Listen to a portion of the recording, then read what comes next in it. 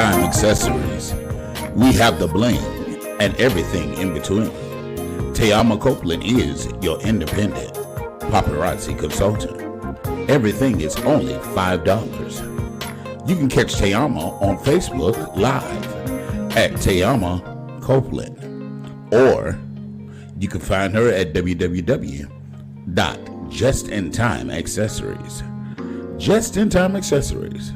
We have the bling and everything in between. Check it out.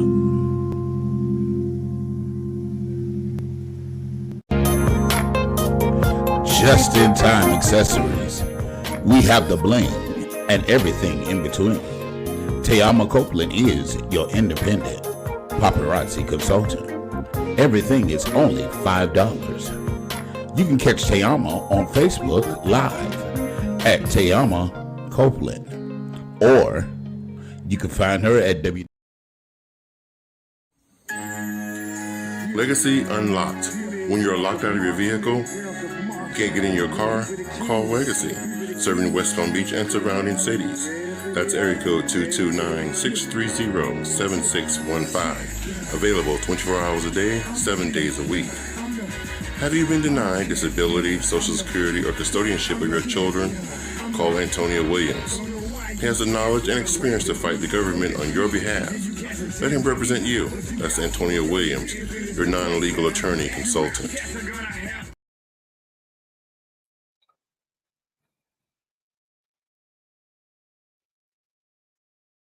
Good evening, good evening, good evening. Welcome back to another episode of The Anthony Brown Show, and I'm yours truly, Mr. Anthony Brown. Yes, this segment that we call ATL Family and Friends. Tonight's topic, if you are just tuning in,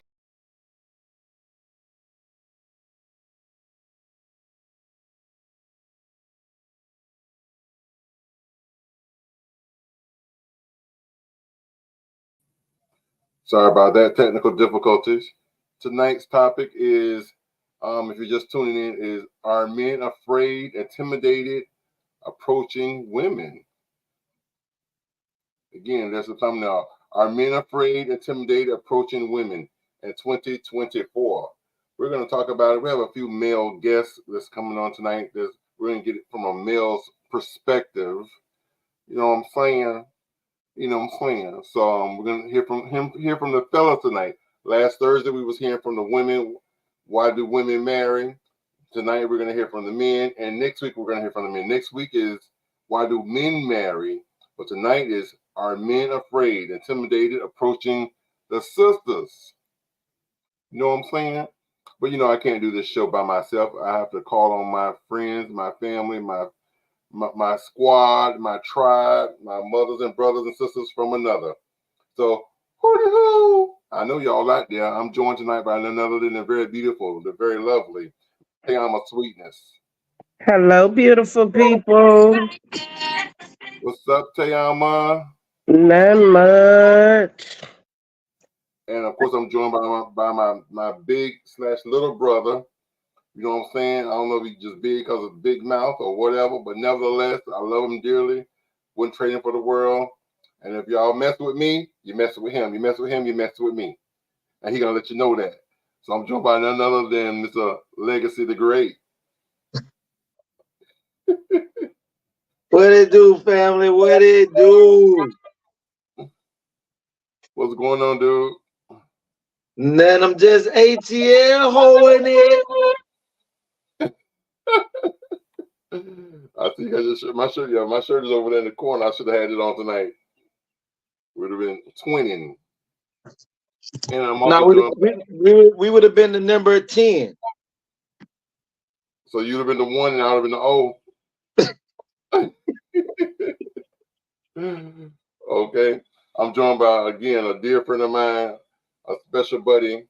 You know what I'm saying? Someone that we grew up together in this YouTube world. None other than Mr. Treasy Inc. Good afternoon, y'all. Good evening. Good evening. Soon to be registered nurse Treasy. You know it. You know, I'm looking forward to that experience. Currently, like in school right now, I actually had clinicals today, but yeah, man, I'm glad to be back on the youth platform. Haven't had a lot of time to post, but thanks for having me for sure. For We sure. appreciate you. How's your family, Treasy? How's mom? How's your brother? Mom is good. She just got her master's degree in mental health. So just better herself. My younger brother, he's back home right now working on his critiquing himself, and my younger sister, she's at UF right now practicing nursing. Well, she's in nursing too. So we all in school right now. School is just That's awesome. Education is a powerful thing. My mom always said, once you get it up here, can't nobody take it from you. right. Correct. Somebody can hit you and knock it out of you now. Definitely that, but that'd be something that we don't want for sure. We might need to have your mom on the show one night to diagnose Mr. Legacy because he's mentally retarded.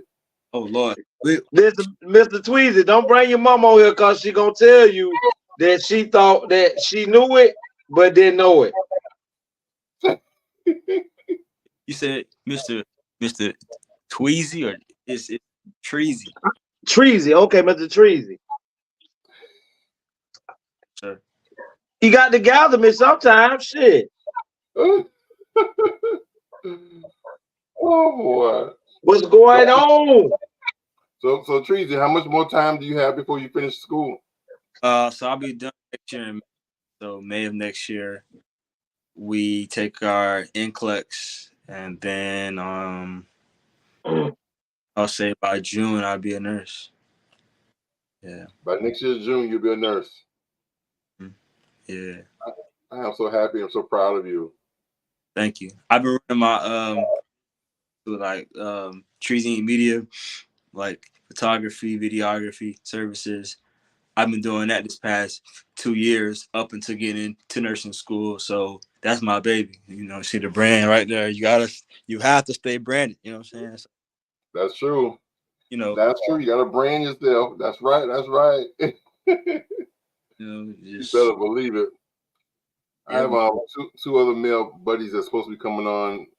Hopefully they'll be joining us real soon. They're running late. And then also Miss Juicy Cakes, she's running a tad bit late. Just waking up. She's on Color People time. So she'll be here soon. She's on CP time. You know what I'm saying? But again, tonight's topic is, are men afraid, intimidated, approaching women? I got somebody just popped into the back door. And there's none other than Miss Juicy Cakes. Juicy, are you with us?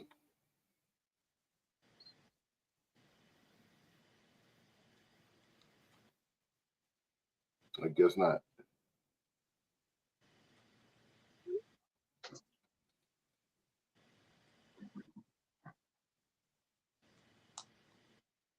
Juicy.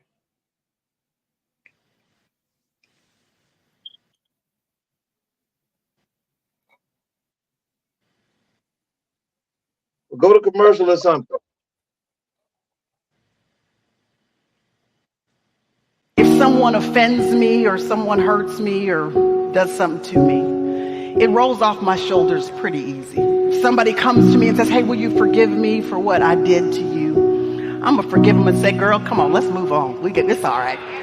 I'm wired that way. I'm easygoing. But if I find out, I'm saying don't get it twisted. If I find out that someone's been scheming, that's a whole different story. Because scheming implies pre-planning. If you've been scheming against me, that means you've been watching for a little while. You've been trying to figure out what it is about me that is most weak, most frail, most vulnerable, so that you can take advantage of me. You've been studying me to find out what my patterns are and what the predilection of my flesh is and what my preferences are so that you can figure out the best time to take most full advantage of me and the people that I love. When I find out that you've been scheming against me and the people that I love, well, if it's a war you want, it's a war you gonna have. Amen. Amen and amen. It's a powerful black woman. Okay. Powerful message. How she enunciated them words. Juicy, are you with us? Juicy Cakes. Oh yeah, I'm on the show. Blessings, everyone. Hello. Welcome to the show, Juicy. Thank you for having me on. Welcome, Cake in the cake. Sorry I woke you up. I know. Oh my gosh. I was trying to take a nap before the show so I could be ready, and it was just good, and it made me stay asleep, not nap. That sounds like dick. If God be for you, who can be against you? Okay then. All right then. She was in that thing. Yes, Juicy, you was in that thing. Yeah, what she said. I said I wasn't dreaming. Cake and cake, what it do? Am I the no? I see. How you doing, sis? How you doing? Oh, I know you weren't about to be nervous because you'd be the only woman on here. No, I'm not nervous. I ain't scared of y'all. That's what I'm talking about. You're an AT alien, baby. Tell them, Juicy, you ain't scared. Wait, say it again. Tell them you ain't never scared. No, and I stay steady. Steady. I'm talking about she stay steady. Believe that. That means strapped and ready. Yep.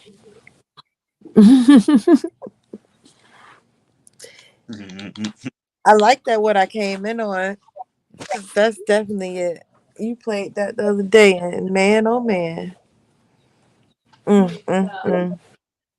listen, I got one video I want to show real quick, and we're gonna talk about it. New women, they don't cook, they don't clean, they don't do nothing. They just want to put their lashes on, get them lace fronts, look fly, do all of that stuff, but they know nothing about keeping a home. They know nothing about rearing children outside of dressing them up cute and putting them on Instagram dancing. Like, what do you know about being a mother? And it goes back to these independent women from the 80s and the 90s that did not teach their daughters how to be wives. We are the only culture that does not teach our daughters to be wives. We teach our daughters to be independent women. We teach them how to be boss chicks. We teach them how to be everything else but a wife and a mother. And I think that goes hand in hand with, again, men being intimidated because women have forgotten their place or their lane or their place in society from a biblical standpoint. You know, from a biblical standpoint, your place is you're a helpmate. The man is the head. He's the leader. You know, and some people say, well, you know, these days women was like, well, I don't need a man to lead me, da da da. Well, what's wrong with a man leading you if he's leading you in the right direction? You know what I'm saying? If you got a good man, a God-fearing man, that one who puts God first, and God gives him the vision, and then asks, you know, and he asks you for your hand in marriage and to carry the vision along. What's wrong with him leading you and guiding you? You know what I'm saying? But like the young lady was saying, you know, our culture, meaning black folks, black and brown people, is the only culture that has taught their women to be not. She said boss chicks, but no, they taught their women to be boss bitches, to be independent. I don't need a man. Fuck a man. You know, I got my food stamps, I got my housing, I got my own place, I got my own shit. So who needs you? And with that mentality, when a man approaches you these days, you know, excuse me, ma'am, is it possible that I could, you know, ask you your name? Can I get your phone number? Can I take you out for a cup of coffee, or would you like to go out for drinks, or a dinner and a movie, or Netflix and chill, or whatever? You know, she want to briefly put up the stop sign. What you all up in my face for? And and why are you talking to me? And what's all the aggression for? He's doing what he's supposed to do. Men are natural born chasers. We're put on earth to be the chaser. You're put on earth to be the resistant. You know what I'm saying? You're the run. You're the prey, or should I say the prize?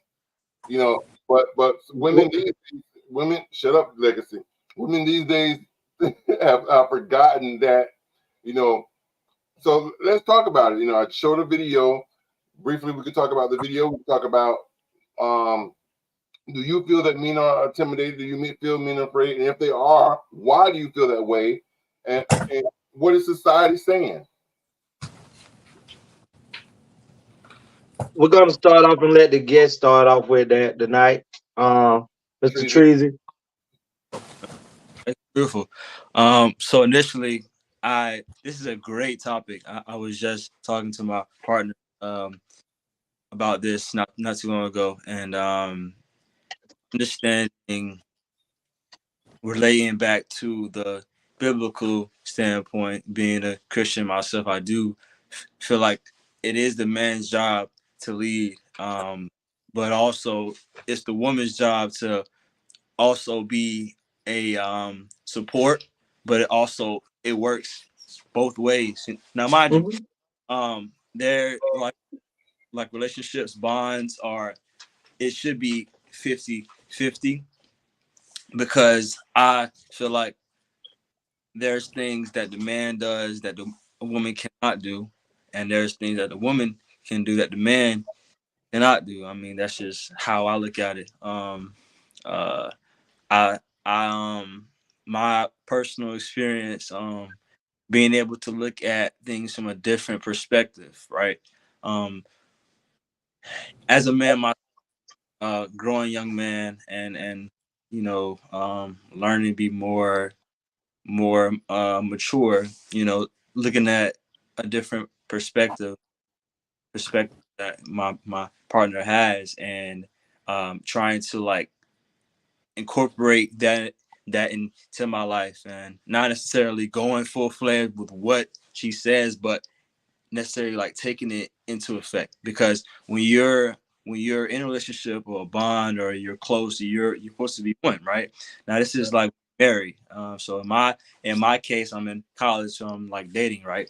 So I'm like looking for a mate that I can grow with, that have similar morals, similar values, or understanding. Listening to that video, most women are like that, right? They that make in a way, back I guess 80s and 70s maybe, and I think that the government plays a role in that. Black man itself, we're like targeted. We're targeted from the law enforcement standpoint, like constantly being harassed, arrested, whatnot, and for all the world's oppressors, it can crush us, right? Black men are basically like suppressed to a small amount, right? And then that paints an image to the black woman. You don't, you're not even do this and this, or this thing, so right?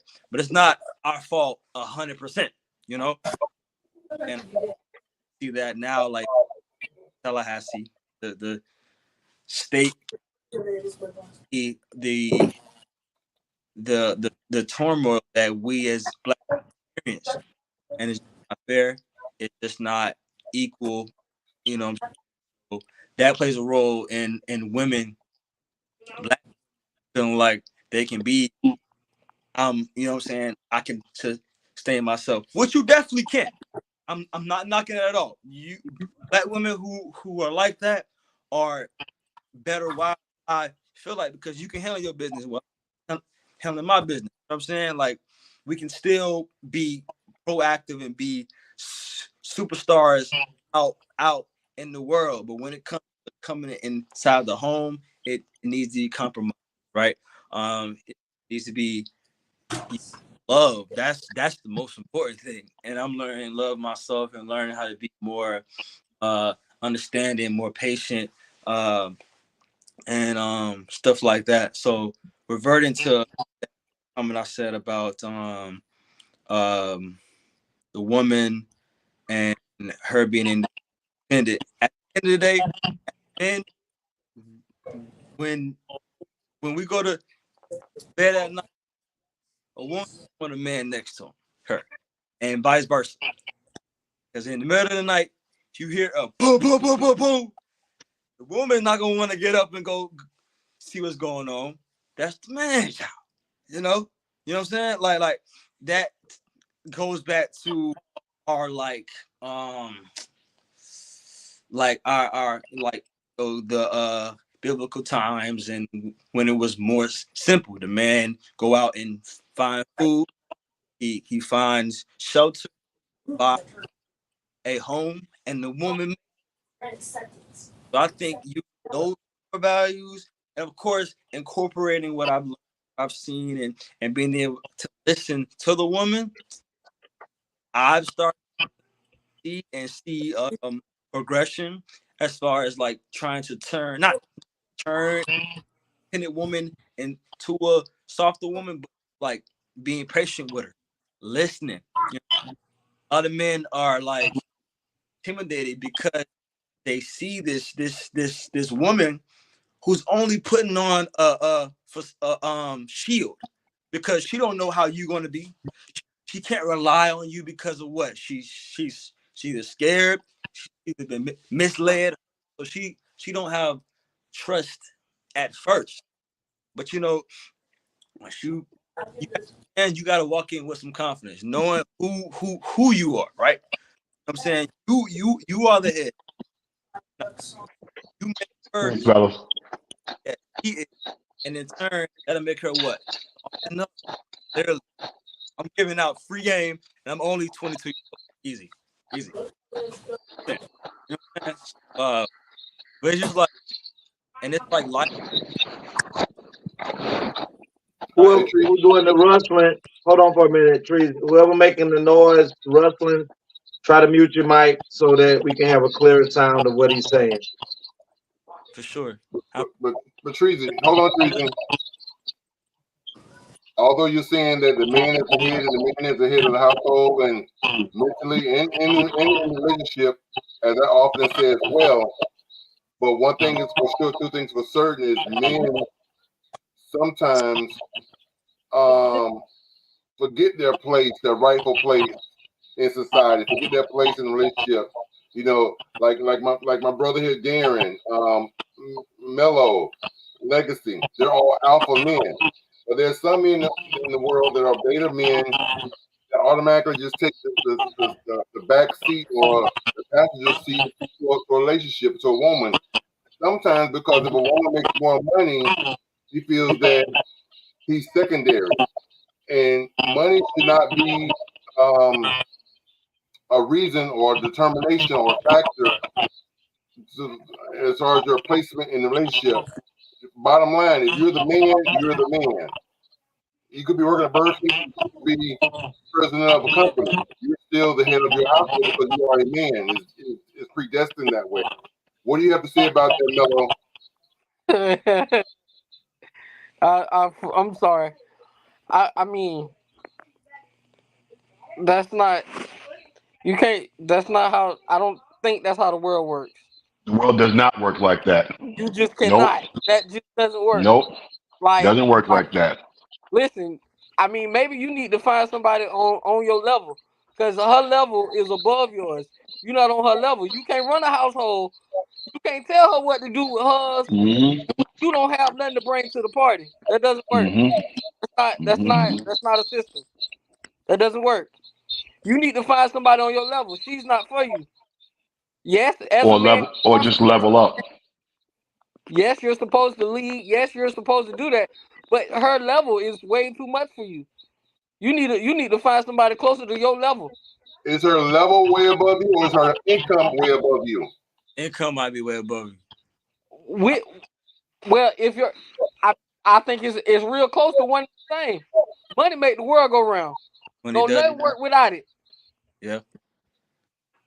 So are you saying that it doesn't matter whether it's the level or the income, they're the same, and if you ain't there, you just ain't there? it's levels to everything. It's levels to everything, and it's levels to your money. It's things you just can't do. It's things I want to do right now, and I just can't do it. I'm just not there. I'm working to get there. I'm gonna make some adjustments, but I'm just not there. And you have to accept that as a man. That's your job as a man to accept your place and know what you can and cannot do. And I think that's a great point, and that's what separates men and boys. Knowing, understanding. Look, I don't have what I need right now. This is not gonna, like, you having awareness about what's going on with yourself, and letting your should have to understand what's going on with you. Like, do what you need to you what? Get on your feet. So You know? hold on. So Darren, let me ask Yeah. this question: do you feel that if you're in a relationship, and let's say you're making $50,000 a year, your lady is making, let's say, $70,000 a year, and y'all live together, y'all are cohabitating, do you still feel that you're the head of the household? That honestly, that's not 20,000 is not Yeah, too big of a gap that cannot be yeah, overcome. yeah. And I think that's something too that should be established in the beginning. But I'm telling you, if you made a Burger King example, that ain't gonna work. You can't be making no $9, $10 an hour and she making 60, 70,000 thinking you the head of the household, because you're not. You can think it, but it's just not true. And that's not how that works. Now, like you said, you put 50 and 70, you got 120, but it depends on the woman you have. And most women are just not going to do that. Most women are not going to respect you if you're making $10, $15 an hour. That's just a fact. They're just not going to do it, especially not nowadays.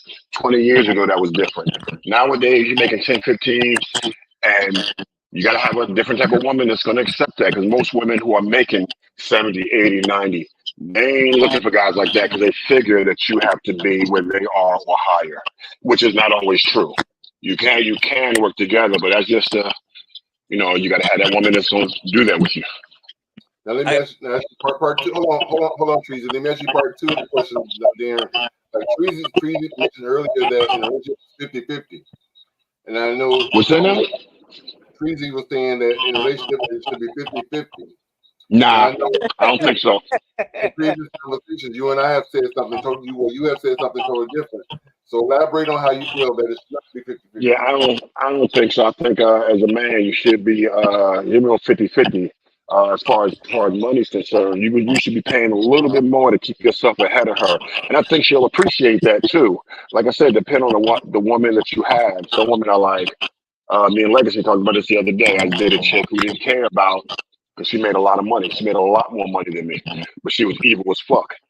And I'm sure if at the time I'd have made the same amount of money as her attitude probably would have been different. And she would do everything for me, but she was still mean because she thought that she was the head of the household. She didn't say it, but I'm telling you, that's what she thought. So you're saying that a man should, in the bill situation, a man should pay a little bit more just so that he Yeah. has, Yep. the upper hand. Yep. So he has a little bit more. He has a lot more say so. Ain't no equal. We equal what? Equal with her walking around talking shit, thinking she alpha? No, that ain't happening. Well, let me clarify this, y'all. I had said that 50-50. That was more so like, I mean, of course, as a man, like, that you should contribute more because you're. But when it comes to the relationship itself, like the bond between y'all, it got to be half and half. Because what I've noticed, like from my standpoint, being in my if you guys aren't on the same page, like you said, if she feel like she makes more money, so she can have that power over you, then not a level relationship or bond. But if, like I said before, if she's making a lot of money and you bring like what your kindness, your gentle touch, just like certain things that make level out. She's making a lot of money. You should be kind of bringing that anyway. Yeah, right, true. Yeah. But most men So don't do that. All right. So this is like more so for the, you know what I'm saying, the what do you mean most men don't do that? no, like most men my age. I'm sure the demographic in here, what from Mhm. what like how, but I'm 22, so I'm looking Dan, at Dan is 45. 18 to 25 age range, right? Okay. Right. So that's in the time where we as men we're towards our goals and our dreams. So we ain't really worry about women like that, right? But I don't think you should have Right. that. Now, Legacy is shaking his head. What do you have to say about this topic, Legacy? Before I dive in this, I want to ask Treasy. Treasy, are your mom and dad still together at this moment? No, they are not. Was your dad very active in your life? Yes, he was. Okay. That's good. But I want to say this. I agree with some of the things that you guys say. I think everybody have to go. First of all, I'm not intimidated by not one woman. Right. If Janet Jackson, Beyonce was in my neighborhood, I feel like I can drop dick in them. It don't matter how much money, I just know that my conversation, if I can get up on them and do enough conversating, because conversation rules the nation, they fuckable. Beyonce was fucking with bombs before she became this Beyonce.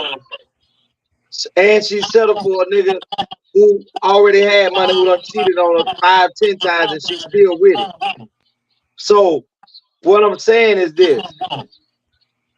Money in today's society, when you say the women that you're dealing with, Treasy, is yes, definitely. This is how they view society today. That my man has to make more money than me. But you don't look for a woman that tells you that you need to make more money than her. That means that she's not building with you. I agree with that. That's true. That means that she wants you to build her up. Right. But any woman, the same way you are a real man that wants her to win, that means that whatever she has, whether it's in her bank account, whether it's in her house, whether she riding a car, whatever it is that she's doing, if it meant using that to uplift you to the status that you're gonna be great, you're gonna have access to it. You're gonna have access to that. I don't think not one man should be with a woman who won't open her bank account for him the same way that he opened it up for her. Not one motherfucking man. That's usually not how it works, though. But That's hold technically. on. I gave everybody their moment. He was quiet. He was quiet. I gave everybody their moment. See, if you have women that, because we looking at the whole scenario of women, especially the one coming out of your era in the 20s, coming up into the 30s now, they have no moral values other than monetary value. They have no moral value within themselves. I'm not saying all, but the majority of them, you see them, they on your YouTube, they on Facebook with their ass turned backward, looking back at it. They doing all of these things, but still want to be looked upon and valued as somebody can be somebody's wife. At the same time, understand that if you choose a woman, and that woman, you have to have some standards and values that you bring to the table too, that she needs to meet. All on each other.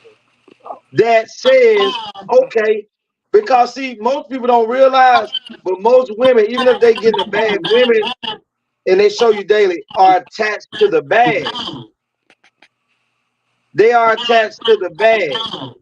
So that means they're off to the highest bidder. So men are never intimidated. I'm not gonna say all men, because some guys out here are intimidated just by the mere look of a woman's beauty, are intimidated and feel like they don't have a chance. But no man, a man, an alpha, a sigma, none of them are intimidated by a woman or to approach a woman. What men are intimidated by is the possibility of being able to communicate with you and start to get to know you, and things go sour and you run your ass to the police in now time and say that I assaulted you. Let's look at Jonathan Major. Jonathan Major was just convicted of a crime that he didn't convict. The jury found that he did nothing of violence and came back with a guilty verdict that has now and forever tear this man's legacy up, his brand up, and for him to not even be able to make any money anymore. So since women, let me say this, since because a good woman ain't gonna be like this, but since a good hoe attaches herself to a man's pocket instead of knowing who this man is, make sure that you understand that you need to protect yourself as a man, because there are laws out here, there are policies out here. It's so easy for a woman to walk into a police station and make a false claim and tear your legacy up. This is what we're scared of. No man, no real man ain't scared of being able to try his best to support and be the best man that he can be. No real man ain't afraid of that. And if that's to come up and approach and talk to a woman, trying to get at her, what we're tired of is walking up to the bitter bitch face. That's what we tired of, walking up to the bitter bitch face. It'd be so funny that it could be a 203-degree temperature outside. This motherfucker walking down the street. She ain't got a fan or nothing to keep her cool. And somebody can pull up to her, ask her, and you got to protect yourself. You can't just get in the car with anybody. But this motherfucker would be willing to walk 80 miles in the sun just to say, oh, I did that. I don't need no man. We're tired of the synopsis and scenarios of women walking around here saying, we don't need no man. So men are now falling back and letting you not have a man. So when you do choose to pick whichever man you want to come drop some dick in you, everybody know it's just their turn. Nobody's afraid of talking to women. As Donovan say, I yield. I'm sorry, I was muted. Welcome to the show, Jose. Good evening, ladies and gentlemen. Listen, I'm going to do a roundtable question. Like I said, the topic is, are men afraid to be intimidated approaching women? So let's just say for the sake of the argument or sake for the show and the question that every man on here is single, every man on here do not have a significant other.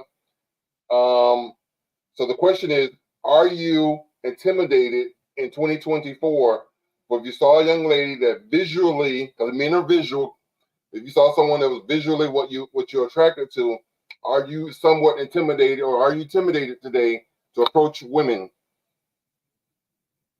Darren.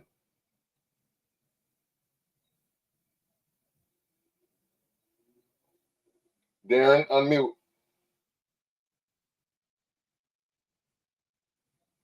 Okay. Who muted me? Interesting topic. So the question is, Darren, are you like I said, based on for the sake of the show, for the sake of the argument, let's just say every man on here is single. Yeah. I heard that part. So are you intimidated approaching a woman? No. Like, for what reason? What are some of the reasons you think somebody would be intimidated for approaching somebody? She's super hot.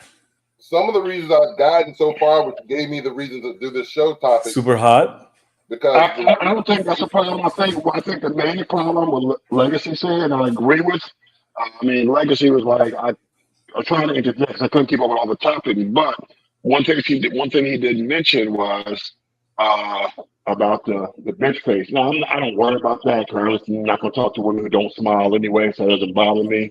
But I can see. Me and Tony talked about this. I can see men being apprehensive to approach women, especially nowadays when a lot of them are so full of game. You got single women out here who are fucking broke, who live with two and three roommates, and know they want somebody, and then when you approach them, they're like, oh, I can't. I mean, I don't intimidate nobody. It just makes you look stupid. Not the man, the woman. But no, and the thing about a woman is beautiful, man. If you're only used to talking to beautiful women, you're not going to talk to anybody. You can't let that intimidate you. I know somebody said that. You can't let anybody intimidate you because of their beauty. That means nothing. A lot of beautiful women are single. A lot of beautiful women are looking. I didn't say she was beautiful. I said she was hot. No, he's talking. Different. I said it that most men, that a lot of men are intimidated from approaching women based off of beauty. But Darren just stated it that if you're not used to talking to, communicating, being around beautiful women, yeah, then it makes you as a man, make you judge if she's in your league or in your lane. And I don't, when it come to women, I don't have a lane. Right. I'm a man. I don't have a lane. You on the highway, but well, yeah, well, that's that's legacy, right? The whole 95, all 6 lanes at 95 are his. Forget that. Well, the thing about beautiful women or women, period, is you can't be intimidated, especially by women with looks. Why would that, or a hot woman? Why would that intimidate you? Well, another reason that was given to me why men are intimidated about approaching women is I was asking him, Tony, but it's stereotypes. A friend of mine approached me and said that, like, he saw this beautiful Haitian woman and he was afraid to approach her because stereotypes. He thought that Haitian women only date Haitian men. Nah, yeah, that's not true. And I proved that to him because I had like several female friends that were Haitian that I asked the question to in his presence, and they said, no, we're all Haitian and we don't even date Haitian men. And he still to this day is intimidated approaching Haitian women. But because of stereotypes, and not just that stereotype, but there could be various stereotypes. Like another stereotype I've heard is that women only want tall, dark, and handsome. So if you light skin, so if you light skin and short, then that's a no-go. So those men are intimidated. If you light skin and short, or what I'm saying. Well, you gotta understand something. Women have a type too. Women do have a type. I mean, their types are typically outrageous. Because women have types, like they say, a lot of women say they don't like short men. They say they like extra tall men. Most men are not over 6 feet. Well, you can't tell. Women can't tell if you have money by just looking at you, and that's one of the requirements, unfortunately. I think that should be a requirement because I think they have a right to say you can't knock a woman. I think me and Tony talked about this. You can't knock a woman, man, for saying she want to have some security or some nice shit in her life. You can't knock a woman for that. But this is 2024. You should be able to provide for yourself, regardless of who's next to you. But, brother, let me tell you if something. That's the real, is that what we're going by? Yeah, women are. Yeah, and most women can provide for themselves. That's the thing. But the ones who can provide for themselves, a lot of them want money. Okay, or somebody with money. Let me ask this question to Treasy, because Jose and Darren, we're all in a certain age bracket, so mentally we're old school in the way we think. Treasy, you're young. You're in your 20s. Who is in their 20s? Treasy. Oh, at the top by me. Treasy, let me ask you a question. Treasy, mentally, are you still old school in the sense that you feel that a man should be a provider, or do you think everything, if she comes to the table, she should bring something to the table as well? 50-50? You're muted. Can't hear you. Oops. You might have to go out and come back in. Perhaps. Can I answer part of that? Sure. Before you get it, I think a woman should bring something to the table. Besides just like Jose said, being hot, or Legacy said, being beautiful. They should bring Absolutely. something to the table. Yeah, I mean, that shit, beauty usually don't last. No, you better bring something to the table. Yeah. You're And, fucking and useless Darren, if you don't. Darren, Go ahead, Tracy. let me. Oh, Trees, you back? Yeah, I'm Yeah, back. go ahead. Okay, go ahead and Good. answer. All right, so so I do feel like for me, I do want to have the sense of security myself. So I'm gonna make sure that I provide for myself, right, as a man. And woman, I would say, I feel like pay no bills. I would say when it comes for us to have somewhere to live, because even if she have money or she don't have money, I'm going to make sure that I provide. You know what I'm saying? Now, mind you, I'm only 22 right now, so of course that's like something that I would do more so in the future. But that mindset of not necessarily depending on her for shelter or food and whatnot, hell, I would just like want her to cook the food. I mean, I can go get it, but you can, you know what I'm saying, be that support system, you know. So it's like if you fall short anyways, it's not like we're gonna be without, because I'm gonna make sure that we have. But Tracy, but I think what we want to get from you, because of your age you're in.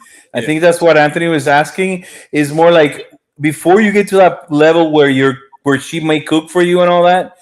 Earlier in the process, The mm, dating process. how is it? What is it like for you? Because I'm older, way older than you. So, but when A I lot. was your age, I had no way to provide anything yet. Because, like you said, you're young, so you can't come up with forward with your money because you don't have it yet. You may have it in the future, like we do now. But when we're 22, we're not looking. I wasn't looking for anything. I was looking to to do Right. something else, yeah. not necessarily To get do married what? and start To providing. You do know what I'm what was you saying? looking to do? What was you Like looking to do? guys my age, most guys my age do have that mindset where they're trying to party and you know um do that, you know what I'm saying? But with me, I'm more so date with intention. Like I do enjoy myself as well too, but when I happen to meet a woman or a young lady that has the morals or have the values that I have, you know what I'm saying, we start to build, and that's just how I was raised. Like my like Your come parents. household where my mother and dad wasn't married for a long time. I always wanted to be a great man, a great father, a great husband. So naturally, I'm not going to be out trying to, trying to do things that's opposite of that, and that's just me, So when it comes to like not having as much money, like Mr. I don't know his name up there at the top, Prime Time said, using that confidence, right? Being handsome, being in shape, being educated, right? I use these tools to Good. gravitate towards, well, first off, I like make sure that I'm good in myself, make sure my grades are good, my bills are paid, and that's those women. Oh, okay, he's responsible, he's He's mature, got potential. right? Yeah. That's the good word. And Yeah. my, Treasy, my, Mellow, Treasy, mellow, Treasy, mellow, hold Treasy. on, I I'm gotta. gonna say this mellow right said quick. that we 22 is presenting potential. My partner said the same thing. She said to me like, you, like literally, like people tell me and see the potential, and I know in myself that like I'm confident that I'm going in the right direction, and it's not easy. There's a lot of temptation in itself, but I just stay driven and stay motivated and stay determined to get to where I need to go, and then in that way, the women would follow behind. So, Treasy, Treaty. let me ask you a question. sir. Um, you about to become a nurse in about a year. Um, Cool. being out here in this new young world of women and men, how many women you see? I mean, I'm talking about just are choosing you right now based off of potential more so than the dude that they see already out there getting money. However he's getting it, I'm talking about whether it's scamming, drug dealing, whatever. However he's getting it, how many women that look at what you're doing are now beating your door down saying, I see the greatness in him and what he's trying to do right now, compared to other friends and stuff that that you see them dragging them, trying to do whatever they want to do to be a part of this bad boy life. So I want to know, do you see it's a big difference of how women attach themselves to you and the potential that you say you are going to be? God allows you to live to see that. That's why you're putting in all that hard work. How many are trying to latch onto you right now at this moment compared to how many will latch onto you once you become this nurse and then decide that you might want to go get your doctorate and become a doctor or a surgeon? How many are like that right now? It's like limited. Okay, now pause. Yes. I'm gonna ask you this question. Mm-hmm. When you become at your best, at your peak, how many do you think are gonna try to attach themselves to your coat then? A lot more. You know why? You know why? Because women don't see potential. They only see what they see.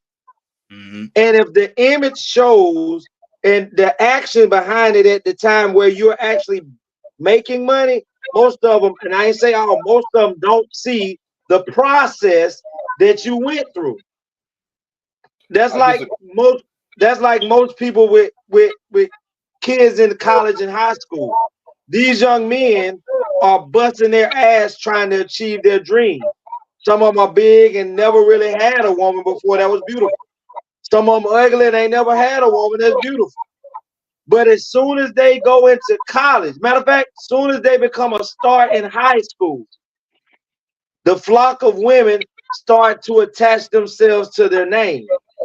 As soon as these guys get in college, D1 prospects in whether basketball, baseball, football, hockey, whatever, the different type of women attach themselves to them because of the potential of them becoming instant millionaires. Most of these boys don't even look back and say, hey, when I was in high school, this type of woman wasn't even looking at me. This type of woman I couldn't even say hey to. But now that I'm becoming somebody and my name reigns all across ESPN, my name reigns as a great college prospect that I'm going to one day play in the pros. Why all of a sudden now those beautiful women attach themselves to those men? Those gold diggers, right? But actually, those men attach themselves to those type of women because they be with this ride or die. And in the words of Kanye West, which is a dude, when he get on, he leave your ass for a white girl. So normally half of them athletes had a ride to die, and being that they never was able to acquire them fine women, they drop the women that hold them up. Proceed. No, I don't buck that. But what I'm saying is, Tay, why don't the men see that you didn't even have these type of women at you when you was in the grind? How is it now you think all of a sudden you became so handsome? And I'm talking about you a big 400-pound offensive lineman, and now this little thing now want to attach herself to you. But when you don't forgot that you didn't even have women like that when you was in high school or college. Well, we are blinded. Most men are blinded by beauty, and they do exactly what you say, Teama. They forget about the person who attached themselves to you when you ain't have shit. That part. Darren except for Tom Brady. Hold on. Darren is a little different because when he was in high school and visiting his relatives on college campus, he was fucking college students. So Darren was fucking above his pay grade early. But that was because Darren already had a connection in there. He had somebody already in the college that was already putting him up on them type of women.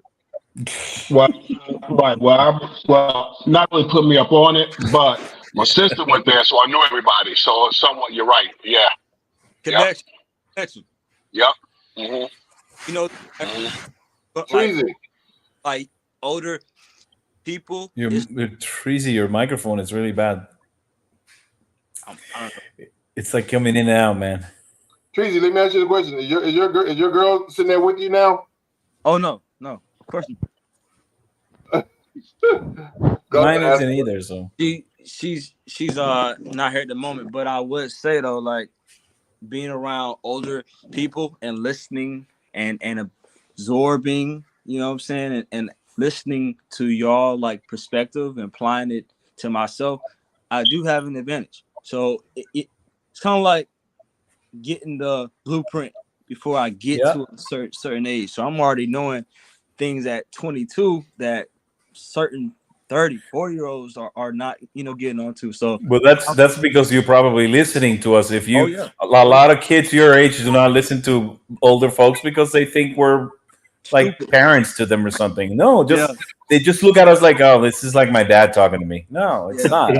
We know better. But that's why I said to you, be careful, because as soon as you start coming into that world where you're gonna start making some money, a lot of women are gonna come to you because of that, and maybe you got to just weed them out.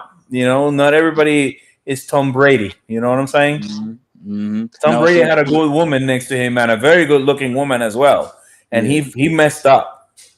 He messed up. I'm not gonna say. Listen, I'm not gonna say Tom Brady messed up because he was living his dream. Tom Brady, but he messed up just as well. Listen, I wouldn't stop nobody's dream if his wife's dream as a supermodel. She was a very nice looking lady as a supermodel. He's never hindered her from going because they have both been millionaires. So Tom Brady, mom and dad is alive. Her parents were alive. So he never told her not to go off and achieve her dream. The thing is, she wanted this man to quit playing football so that she can go and do that. Nobody's stopping her from achieving her dream. Wait. But Tom Brady quit football and then went back. So he literally went back he already played and won so much. But he only quit because his wife wanted him to. He didn't retire because he was ready to retire. And then why did he retire then? He retired. Why did he play for 1 year again and then retired again? Why? Because he was at that time he had been dealing with a divorce and turmoil in his house. He was done. He was done. He wasn't done. Everybody thought he was done. Everybody thought he was done when he left the Patriots. He went and won a Super Bowl in Tampa. Yes, and it got to a point where his abilities were done and over with, and then that's when he made the decision that he wanted to stop. He just won a Super Bowl. The next time he went to the AFC Championship, he retired. But you have to give yourself, just like he didn't tell his wife, hey, you're 30-something years old, 40 years old, still talking about being a supermodel.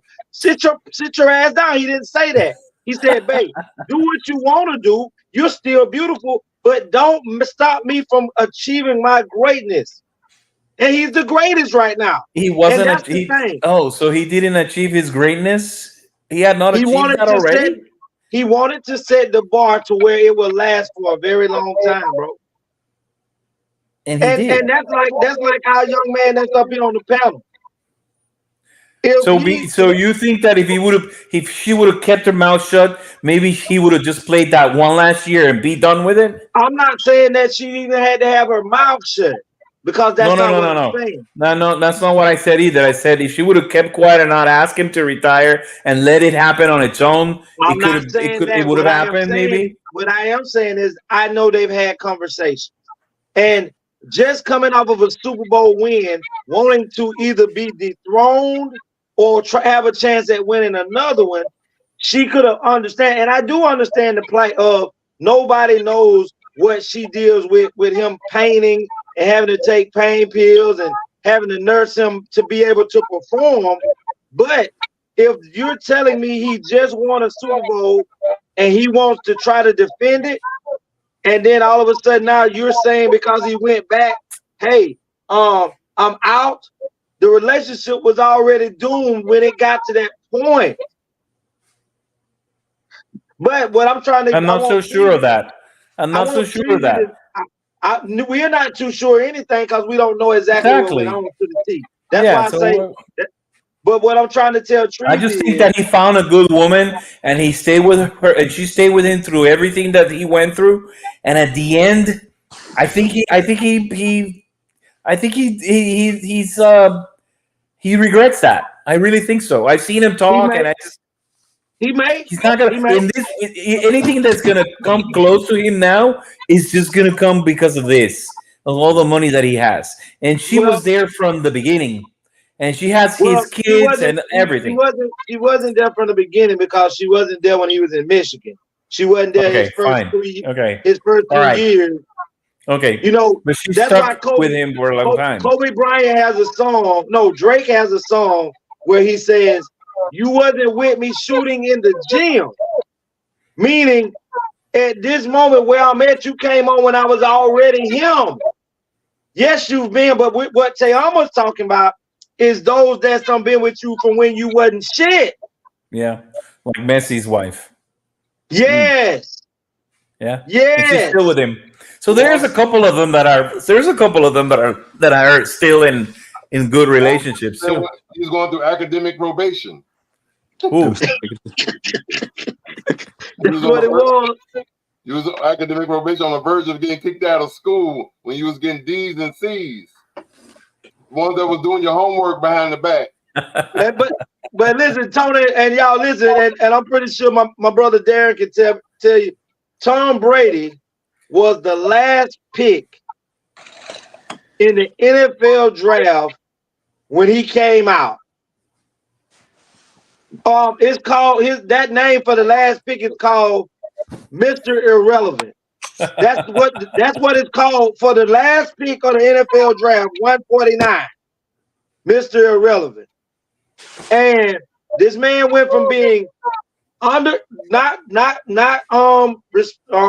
widely recruited when he was in high school, got in Michigan, didn't start then. He shared time with another good quarterback, and then he had a blessing because the New England Patriots drafted him.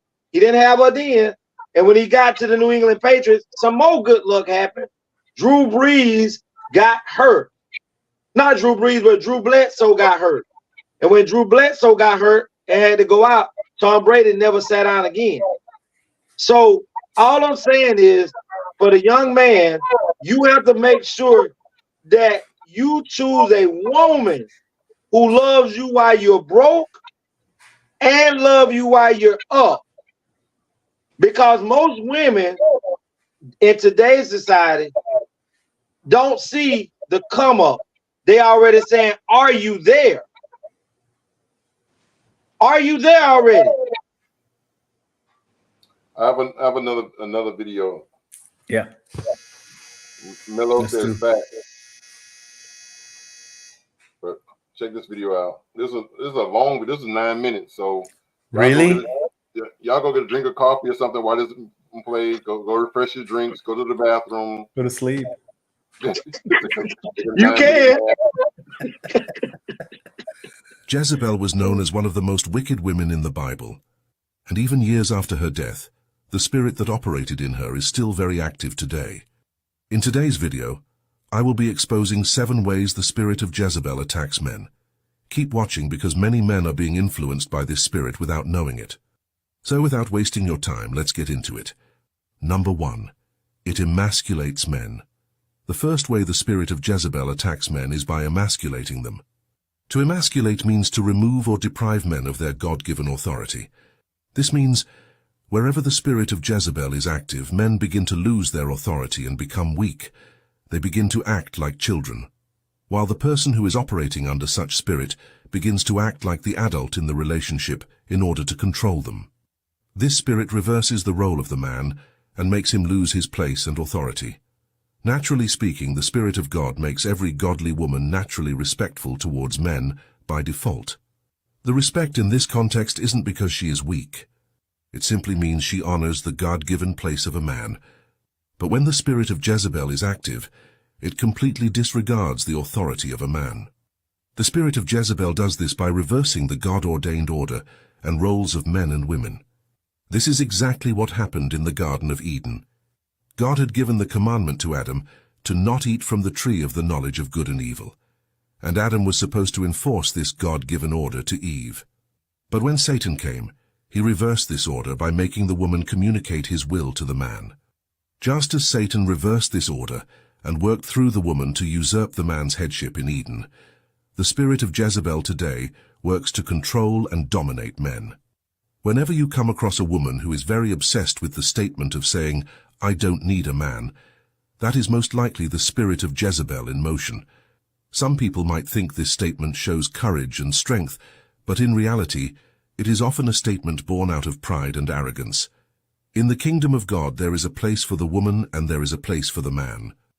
You could find a man very powerful and great, but as soon as he gets back home, he is met with a wife who makes him become a child. Such a man, although a great leader outside, is unable to enforce his God-given place in his own home, because his wife in this case is operating and exhibiting a very strong masculine behavior that makes him lose his place. So when you find a woman who seeks to withdraw the authority of a man, control him or dominate him, that is most likely an active spirit of Jezebel working behind her. In the Old Testament, wicked Queen Jezebel asserted dominion over her passive husband Ahab. She made key decisions for the nation, while Ahab forfeited his authority. The Jezebel spirit seeks to render men powerless and ineffective, just as Adam relinquished his leadership to Eve. Even when the man is a leader, the woman completely dominates him and disregards his position. It is this spirit that makes men appear very weak and fragile, even in their marriages or relationships. Number 2, another way the spirit of Jezebel attacks men is by isolating them or cutting them off from others. The spirit of Jezebel is always protective over its victim because it fears you might break free from its grip. So what it does is to try to isolate men from anybody who might be of help to them. It always wants to cut men off from healthy relationships that might encourage or give them wise counsel. Just as Jezebel isolated Ahab from the prophets of God, she works to build walls around men to control them. This spirit will whisper lies to make men suspicious of other people who want to help them. For example, you might find a man who is threatened by his wife and told to cut off all ties from his family and friends. The reason this spirit operates this way is so that this man would have no one to run to in the event of any problem. Such a man remains under her control and cannot ask or seek help from anyone. If she ever hears that he spoke to anyone, this spirit will stir up anger and cause arguments. If a friend or a colleague tries to advise such a man, he might initially listen to the advice, but as soon as he gets back to someone operating under the spirit of Jezebel, this man who has previously been counseled will get rid of every wise counsel and advice he had been given. This spirit stirs up pride that says, "I don't need anyone's input." Proverbs 11 verse 14 warns, "In the multitude of counselors there is safety." Another way the spirit of Jezebel attacks men is by influencing their decision-making process. He might be a grown-up man, but never able to make decisions of his own. In 1 Kings chapter 21, we see how King Ahab wanted a vineyard owned by Naboth, but Naboth refused to sell it to Ahab. Like a spoiled child denied a toy, Ahab became bitter, angry, and sad. Jezebel then manipulated the situation to have Naboth falsely accused and stoned to death, so Ahab could take the vineyard. Though King Ahab knew it was wrong to take Naboth's vineyard after Jezebel arranged his murder, Ahab's passivity allowed him to rationalize going along with her scheme. This story reveals how the spirit of Jezebel can cloud a man's judgment and whisper deception in his ear to get what it wants. It stirs up selfish ambition and makes men believe they are justified in acting unrighteously to obtain their goals. This spirit erodes moral boundaries, making it easier for men to justify sinful acts they know are wrong. Number 5. It discourages men. Have you ever come across men who always feel discouraged and love to give up? This is also one of the ways the spirit of Jezebel attacks men. This spirit wants men to retreat from pursuing righteous causes for God. After Jezebel threatened his life, Elijah became so discouraged he wanted to die. He retreated to a cave in defeat. Likewise, this spirit uses intimidation and fear to discourage men from boldly advancing the kingdom. This is why we must put on the armor of God daily, as Ephesians 6 commands us to stand firm against the enemy's tactics. Number 6. It makes men lustful. The spirit of Jezebel attacks men by making them extremely weak when it comes to the area of sexual immorality. A man might overcome any weakness, but if he is unable to overcome sexual immorality, such a man will always remain weak or manipulated. Just as the original Jezebel in the Old Testament fostered sexual idolatry and immorality, this spirit promotes lust and moral corruption in men today. The spirit of Jezebel always ensnares men in addiction to pornography and sensuality. We read in 2 Peter chapter 2 verse 14 that false prophets have eyes full of adultery.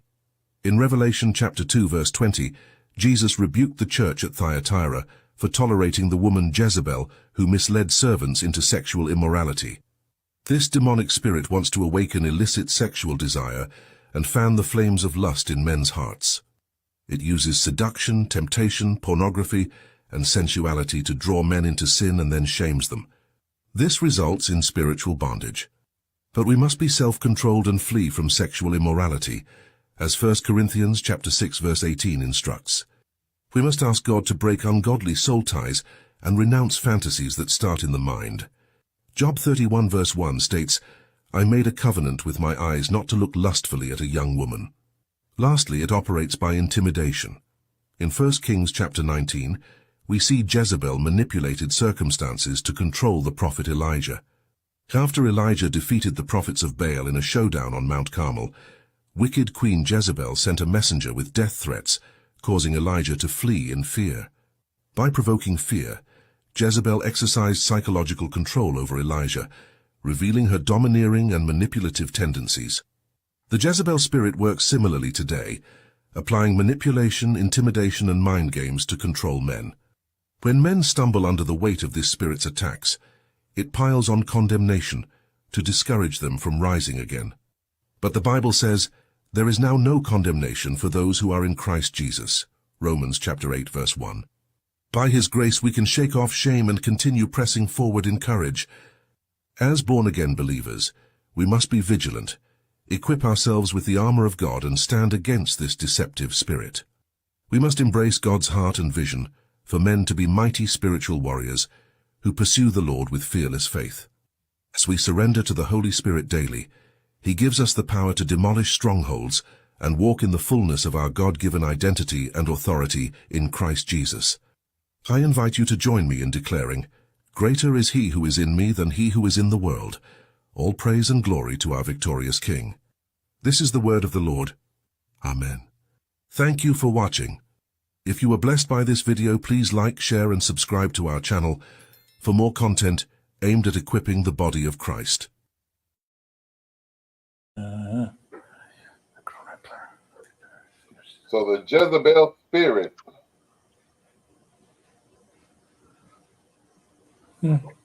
is lurking in the land. Lurking.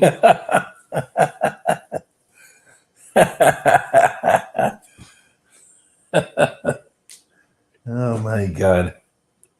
Treasy to the private message and said, thanks for having him on. He had to leave. Yeah.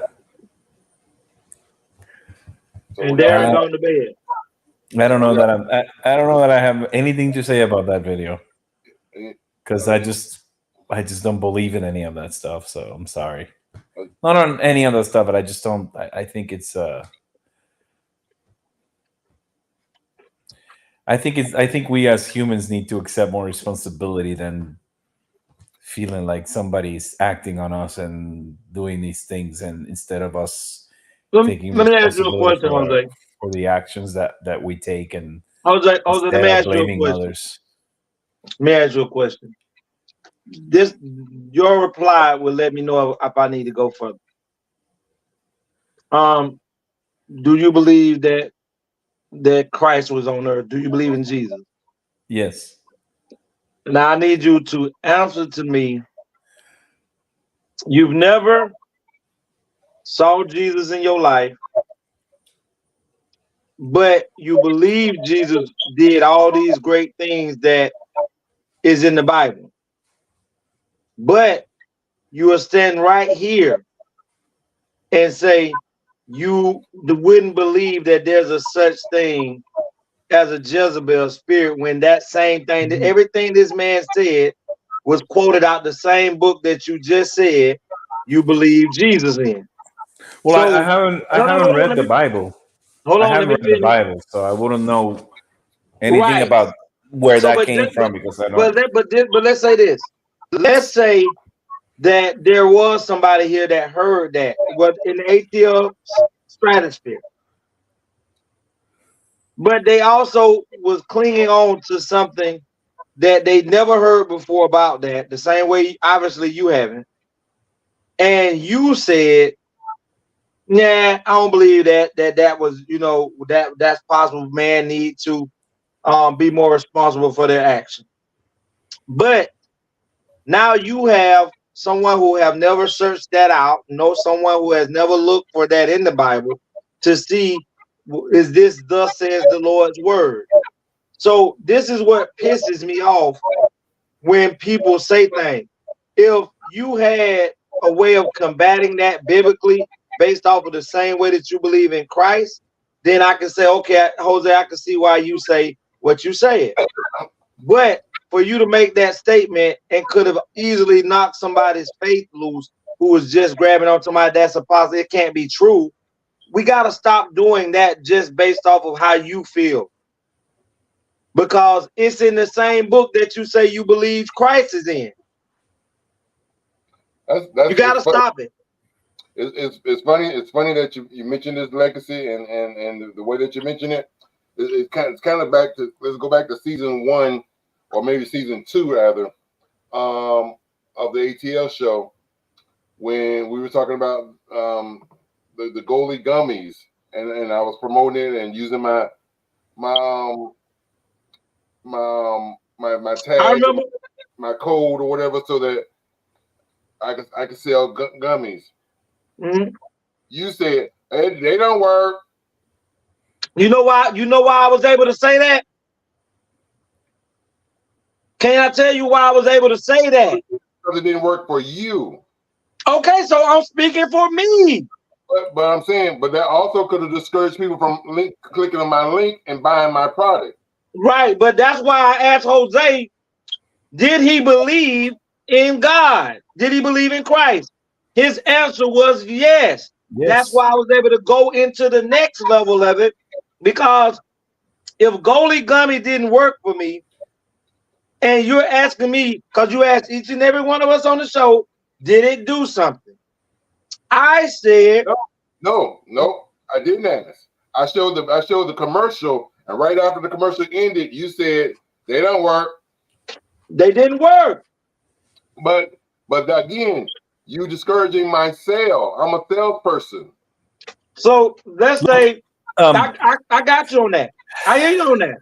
But you're gonna be spicy at me because I said what didn't work, because I said the truth about what I felt. But it wasn't. Well, I think what Anthony is doing is trying to bring the balance kind of back into the middle by putting this question to you, because I understand that, but if you what I'm saying, what I would like to say about your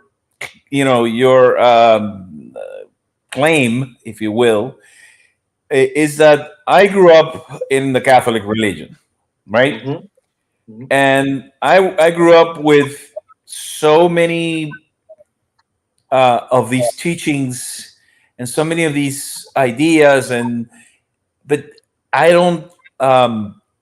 A lot of the stuff that I've read or that I know, I'm doubtful about.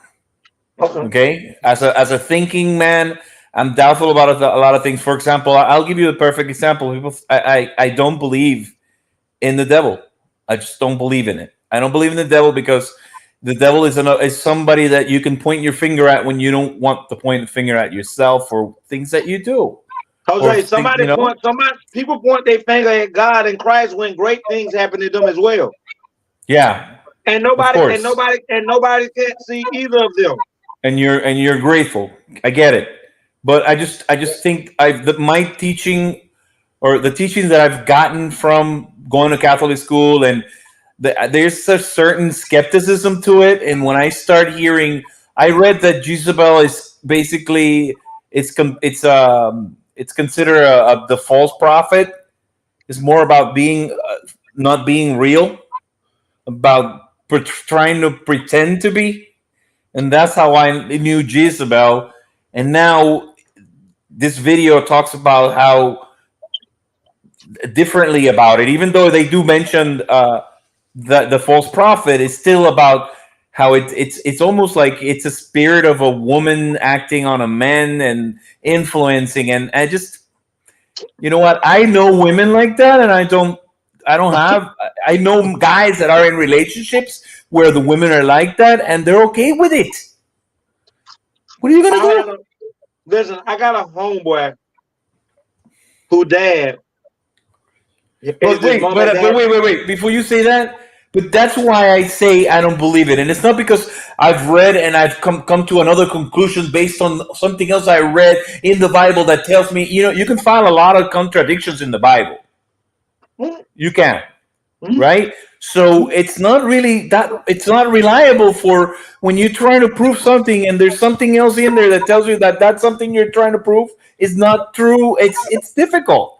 Religion is a very difficult thing for me because I'm skeptical, because I grew up in it, and it's just, I'm very skeptical about religion. I'm gonna go even further. Now, before Darren got off the show, Darren is atheist. Darren don't believe in God at all. So had Darren been on the show, the conversation would have went totally opposite. And I'm sure that the amount of belief that I have is based on my Catholic upbringing. Correct. Jose, you won't get an argument from me about religion being, scattered. But guess what? The key thing that God said in the Bible, and I know this ain't what the show supposed to be about, but He said that to each person, you are to study to show thyself approved. So that's exactly what it says. So therefore you don't attach all your trust and belief in a man, because one of the other things God said was trust no man. He said trust no man. So most people attach their faith to the minister that they like and follow, not to God, because most of us do not lean. And another thing God said is, lean not unto your own understanding, because your understanding can never supersede what God's understanding. He also says your thoughts are not His thoughts, and your ways are not His ways. Mm-hmm. That's why you have to pick your book up yourself and have a connection with God outside of everything that you've been indoctrinated into. Yeah. And with everything you just said, that means it's not Jose's responsibility to sway or direct or lead anybody's directions as far as their faith. Never. I would never do that.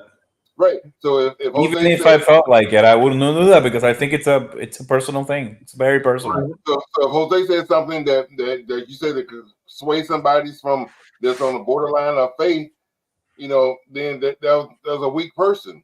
They need to study some more. But it's not Jose's place to try to keep them into Christianity. Listen, I'm gonna say this. That's what it sounded like you was trying to say. No, what I'm saying is you have to be, God also say you got to be choosy with the things that come out of your mouth, because we supposed to be people that draw. That's if you are a Christian. It's not just a Christian, it's Islam, it's Buddhism, it's all of that. I kind of disagree with you, Anthony, because if you're a good person, it doesn't matter what religion you follow or you are. Exactly. It doesn't matter. One, everybody don't necessarily believe in God, and two, every religion don't say the same thing. No, definitely. But this is what. But hold on. Guess what the key scenario of every religion? Guess what the key thing is? That every religion say. Give the pastor your money. Yeah, that's true. That's true. Then that's true. That's true. That's true. But that's the only one that all of them actually are in agreement. Listen, at the end of the day, no matter how everybody feel about religion and God, there's only one God, and we're all who do believe in God, whether it's Buddhism, Hinduism. There's somebody that we believe that is a higher being and more intelligent than we are. And most of us attach ourselves to a higher power. But all I'm saying is we have to guard our mouths. That's why God said that there's life and death in the power of the tongue. Well, maybe if I was in publicly speaking, maybe I wouldn't say anything. But in this particular case where there's three of us, you are publicly speaking. Now again, I don't take it as seriously as you do. If an atheist was on the show, everything you're saying means nothing. Then that message wasn't for him because he already has a belief. But what I'm saying is, because you corrected Jose, what if Jose was an atheist? But listen, but that's what was the first thing that I did? That was the first question he'd asked me. He's smart. He asked me that too, so he could say, so he could go one way or the other. Yeah. And I didn't lie. So had he been an atheist, what would your rebuttal been? I would have been like, okay, then I understand. He would leave it alone. Period. Okay. Yeah. That's all I'm saying. He would leave it alone. That's, but if I said that, he would know that it was because I was trying to take him. I wanted to kill it right there. He's not stupid. He wasn't like, come on, Jose, don't bullshit me. You're Latino, you're Puerto Rican, you're probably Catholic. Listen, and he would have gotten me. Listen, Jose, I was saying, and he knows he doesn't know me well, but what little he knows, he knows. You know too. And I've heard him say several times on the show about his faith. I just have a way about it that I don't tell everybody. I'm not always quoting anything. I just, you know what? I go about my business with him. It's very personal and private. That's why I said, that's exactly why I said it's a personal relationship with God. But there are some people, like Tony said, that are weak, that it may take Jose to explain his life and how he came to God. It may take a Tony to say how he hold on to God and what makes him stay attached to God. It may take a Teamo. It may take a Juicy. It's not going to be a 10-minute video that talks about Jezebel acting, women acting, and that is not going to happen. That's not going to happen. Listen, for those who had the time to watch that, they understand that it was for them. Every time I go to church or I go to the mosque, the message is for everyone, but it's going to speak to who it was meant to be for. Yeah. So even if maybe it didn't, because you've seen it, and you see it being able to be handled, you've seen these roles that men say that they become submissive to their wives. Hey, that you've seen it. I've seen it. But there's a place. I go even further than that. There is a place for people like that, and it doesn't mean that they're bad or that we have to be judgmental about them. There are women that are like that. It doesn't mean that they have the spirit of Jezebel. It's just people are different, and we just have to be tolerant of everyone. Man, but that may be true. That's I've true. seen guys that I can't believe what the women do to them. But they are married 20, 30, 40 years. They don't care. A lot of churches say if you wear makeup, jewelry, nails, that's a Jezebel spirit. No, some of these women is ugly and they need that makeup. Yeah, that's another thing. She's like the thing, something related to makeup because she wore weird makeup. I be praying for you and Jose. It don't go no further than how high my cell phone is. What was that? Y'all. I said I pray for you and Tony all the time. Okay. Thank you. Thank you. We have to be grateful for that, right? I guess. I just feel like, I believe in the Bible. I believe in the Quran. I believe in the Torah and the Injil. I believe in all of those books because they came before the Holy Bible. And, I could never, if I never read the Holy Scripture that Jehovah's Witness read, I would never be able to say anything against or for how they walk on, how their faith is. But when I you have feel studied, qualified, right? I don't qualify to hold a conversation with that. But Now, when I have, how can you believe in so many books? Wouldn't that be a double-minded? Because the Holy Bible was not the first book. Well, there were also other prophets that came before Christ. See, this is a discussion that we're going to have when we bring the pastors on the show that we bring the pastors on which road to be sure not to be in that show. So I won't be in that one. I'll tell you right now. I will not Jose, be. Your Catholic, Hispanic, Latino is gonna be on the show. You're a part of it. No. We have on that show. Because think about it. Because my question for the pastors when they come on is if Christianity, which is what we are, Christians, if that wasn't the first book, that wasn't the first religion, which means it derived from another religion. So why are we following that one? We have to definitely hold a show. I could take you there, but so wait. He's talking. This is a lot easier to answer than. Okay, this is a lot easier to answer. So go ahead. Go with the easy answer. Go with the easy answer. Because he's talking about Christianity, and we believe in Jesus, right? You believe in Jesus? Is that your prophet? Jesus. The answer is you follow it because of the environment you was brought up in.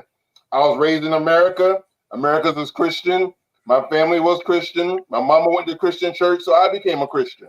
You just followed in line of your family. I'll even take it a little further. Wasn't Jesus a Jew? Yes.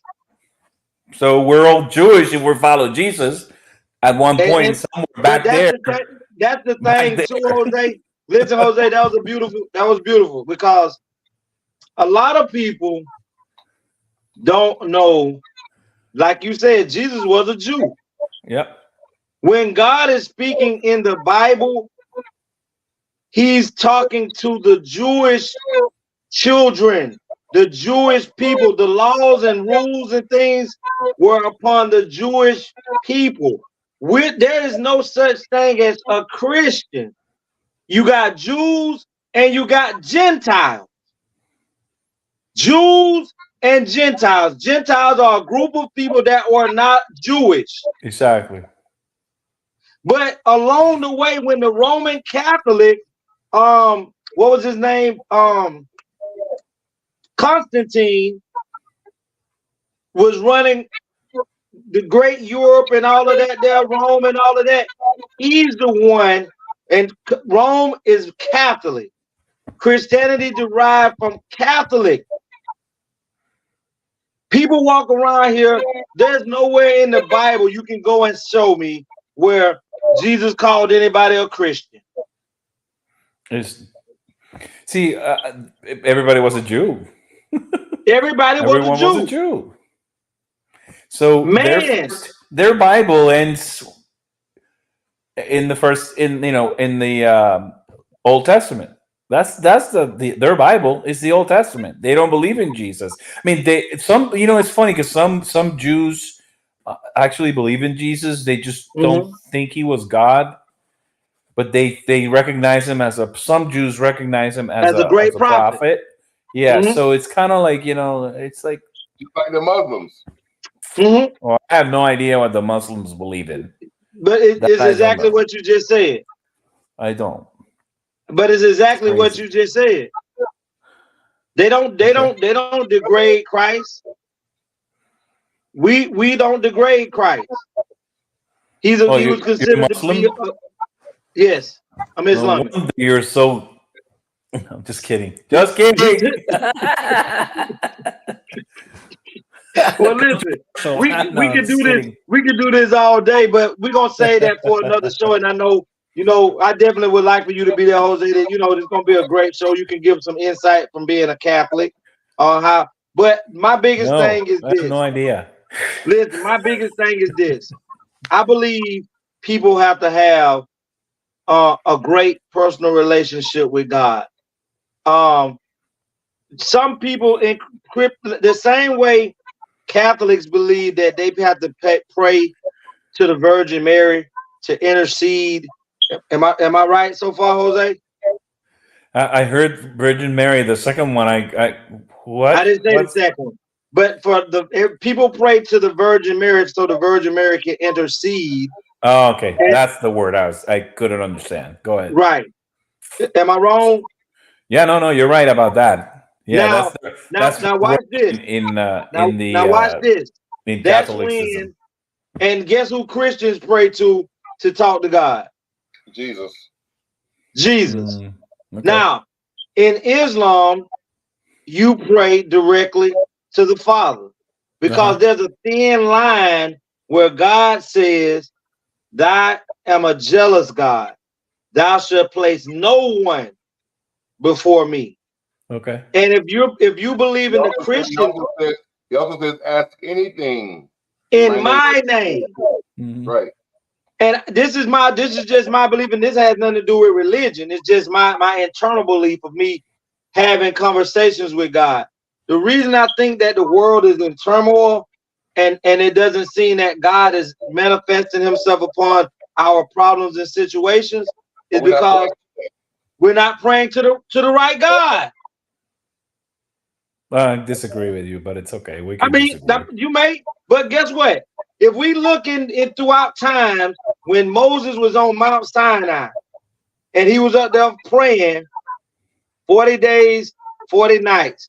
When he came back down, now these are the Jewish Israelites that are in the wilderness where they should only supposed to have been there for 40 days and 40 nights. 40 days they were supposed to walk around Mount Sinai 40 days and 40 nights. We talking about a month and 10 days. And they were gonna walk into the kingdom of heaven. By the time Moses came down with the tablets, guess what the people had done? They had already built a golden calf called Baal, who they were worshiping and praying to, knowing that Moses is up here talking to God. Those people were so impatient that they couldn't wait for him to come back down the mountains with the law. And they were praying to another God, wondering why they were still in the wilderness. So as Catholics, we have been taught that when you pray to Jesus or to God, you're praying to the same person. Yes, most people from Catholic. So if you are praying to Jesus or Christ, you're praying, or God, I'm sorry, you're praying to the same person. Now, the only reason why you pray to the Virgin Mary, which I don't think I ever do, to be honest with you, as a Catholic, I never do, even though she's supposed to be the one that if you need a help, if you need a hand, talk to her, see if she can go talk to him and all that, So I don't really do. I'm not even the Hail Marys. I don't. It's So, but if there was anybody that you could pray to other than Jesus and God, it would be her, right? Right? I'm just saying. I try to get to you. If I could talk to somebody, I wouldn't talk to you. I wouldn't talk to your dad. I would talk to your mom, because if somebody can get you, it's your mom. You know what I'm saying? That's the spirit behind it for me. But that's how most people think that you can go through your mom. But I still don't do it anyways. Even though it's supposed to be like that, I don't do But it. listen, I still pray to God. this is what made me start to actually look into the teachings of Christianity, because I grew up in a Methodist church. Most of my uncles that are preachers grew up preaching in the Church of Christ. But in the Methodist, they believe in Father, Son, the Trinity. Yeah, just like the Catholics, right? Yeah, the Trinity. So when people tell me that God and Jesus are the same, is one thing that separates and show you that it's different, and that's not true. This is when you know you're breaking away from the indoctrination. When he was on that cross. When he's on the cross and he say, Father, Father, why have thou forsaken me? How can God forsake God? Mm-hmm. So once mind you now, I'm talking about I'm like 16, 17, and this stuff is starting to reveal itself to me on how I've been taught. And when I started to ask these questions in church, because I'm a junior minister, I teach adult Sunday school. Because you're a thinker, and you listen and you interpret and you comprehend what you're reading. But guess what I had to do first, Jose?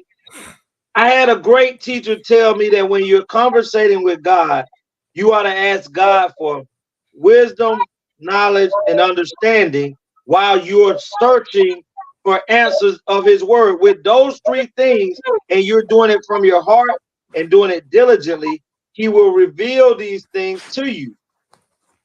And when I started asking these pastors those questions, it was like I was cussing them or something. Of course, because you're questioning it. And you know what? And you know what the biggest thing that people do, that pastors do to control people, is tell you that not to question them. that you are not supposed to question God. Exactly. But God told you, and you said it earlier, Tony. Yeah. You can talk to me about anything. Why would he not want you to have a clear understanding so you can draw nearer to him? Right. You're preaching that. It's time to go. It's time to go. It's time to go. You talking about, listen, it's time to go. But listen. It's not 10 yet. No, we ain't got to be at a 10. The topic, we don't turn this to another whole topic. We supposed to be saving this for the pastors. That's true. I agree with that. What about Miss Juicy? What is going on there? The ladies, Juicy? The ladies have allowed us to have it tonight because, I'm glad they wasn't rowdy tonight. Appreciate y'all ladies for just listening. Y'all ears are so sweet, and I appreciate that tonight. They stayed in their lane. But on that topic, I said that. He said it. Yeah, I said that women intimidate them because they're hot, but really, I get intimidated basically because I've been out of the game for a long time, right? But at the same time, when I was younger and I was in the game, the problem I had was not that they intimidated because they were pretty, is because I don't handle rejection well. And I'm opening up right here, right now. I'm opening up. I didn't handle rejection, and people and women sometimes can be really, really cruel. I'm gonna say this, Jose. I've shown pictures. The intimidation. Listen, never. That's mine. That's what intimidates me because. Oh yeah. No, but I want to tell you. Mistreated. I'm gonna tell you something about me. All throughout elementary, middle school, and right to my 10th grade year, I was shy. I always was friends with girls, and I was close friends with girls. But you were shot? You were shy. Shy. You? He said shot, right? I said shy, motherfuckers. I said you? And I said I was shy. He said he was shot. I heard shot. You heard shot too. I know you heard it. Listen, I was shy and I was extra. I was 4. I'm 5'6.5" now, but I was 4'11" in the 10th grade. And I didn't, I hadn't developed. I didn't have muscles and things. I wasn't developed. God hadn't let me free. He was adorable. Lord. I can't say that. I was, they ought to ban you off this goddamn off this show tonight. Why? Messing with we're talking about the little people. But listen, I'm 6'1". Listen, Jose, no lie, my brother. One thing changed my whole life about how to go about approaching women. My brother, my older brother, he's my cousin, but I call him my older brother. He said, Tony, why you so shy when it comes to talking to women? I was like you. I don't want her telling me she don't want to give me her phone number. He said, let me tell you something. He said, the worst thing that a woman can do to you is tell you no. Once I understood that even some of the higher echelon, best looking guys get told no. Even some of the richest people in the world who think that they can have any woman they want get told no.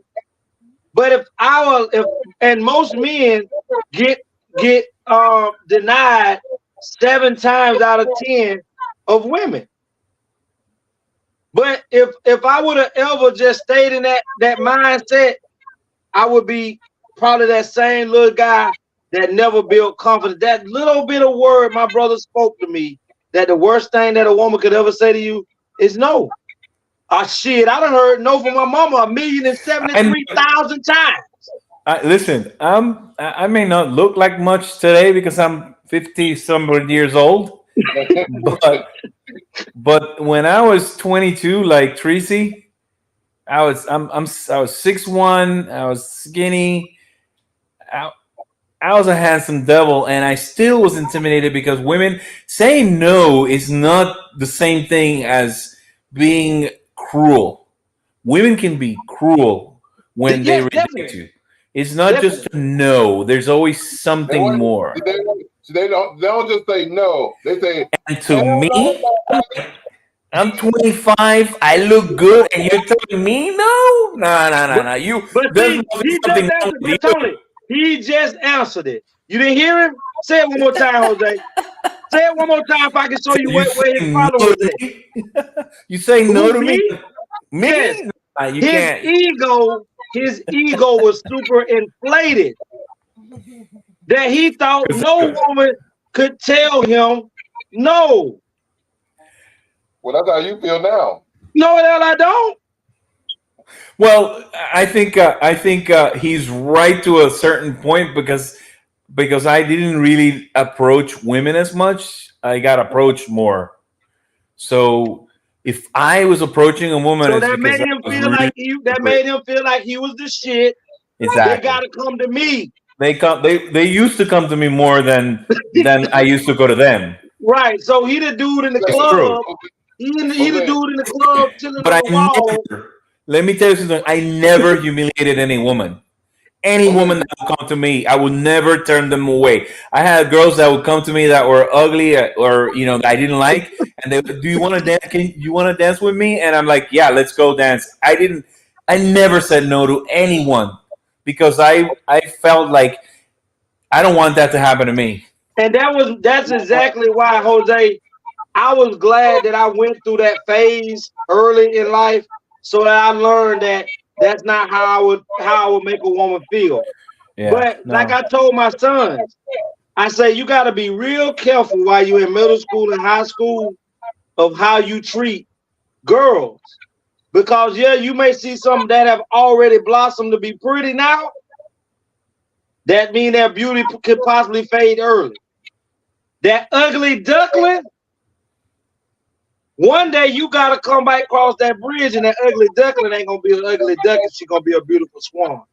So treat every woman as if they're beautiful, even if they're not in your eyesight. Someday down the line, they may turn into. and you don't want to miss the opportunity of her being with you, because she's gonna remember those that mistreated her, and she's gonna remember those that treated her like something, regardless of what the status was at that time. And my sons have come back to me on numerous occasions and say, "Daddy, you was right. You was right." And my sons never mistreat women other than in the bed. Other than in the bed. Huh? Yeah. I have two comments. Jose, when you was younger, I'm sure, did you walk around with a cape that said Grico Suave? That what? Did you have a cape that said Grico Suave? No. but that doesn't mean I wasn't Rico Suave. And also, I was gonna say, the fact that you took a time to dance with the ugly ducklings back in the day, what that does is the pretty chicks see that and they say, "Damn." But I wasn't doing it for that purpose. If Ugly Becky got him, I know I could get him.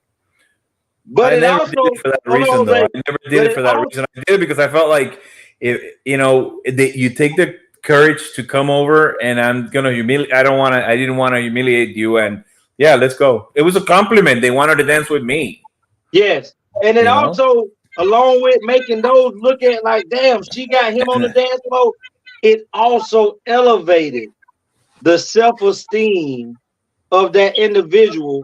That you so it's ways of that's just like the bullshit thing about the Lizzo thing. Listen, the Lizzo thing when she made the bold movement was fine, but when they moved into the Lizzo movement, be as fat as you want to be, eat as much as you want to be, you still a beautiful girl. None of them people gave a damn about the mockery that this lady was gonna have to deal with later. Nobody gave a damn about her health. None of them women came out and said, "Baby, we proud that you made your stand, but let us help you get your weight under control." A lot of people made a lot of money off of Lizzo's gimmick, and she made some at the expense of her dignity, because she has come out later and said she don't feel that she was loved. That everybody markets something that's new and fresh. This lady wants to be healthy. Have you seen the David Letterman interview? You guys have to see that. He has a show on Netflix where he goes to a town in the United States, and he meets with someone and his most famous people, and her story is amazing. And the story, there's a couple other people that I was blown away by. One of them is Dave Chappelle sits with him. Who else? Dave Chappelle is a Muslim. What's his name? Will Smith sits with him. There's one more person. I remember that comedian, that girl that's really funny, that black girl that's really funny. That's you talking about Tiffany Haddish? Tiffany Haddish. Her story is wow. Did you know that she was like an MC? Mm-hmm.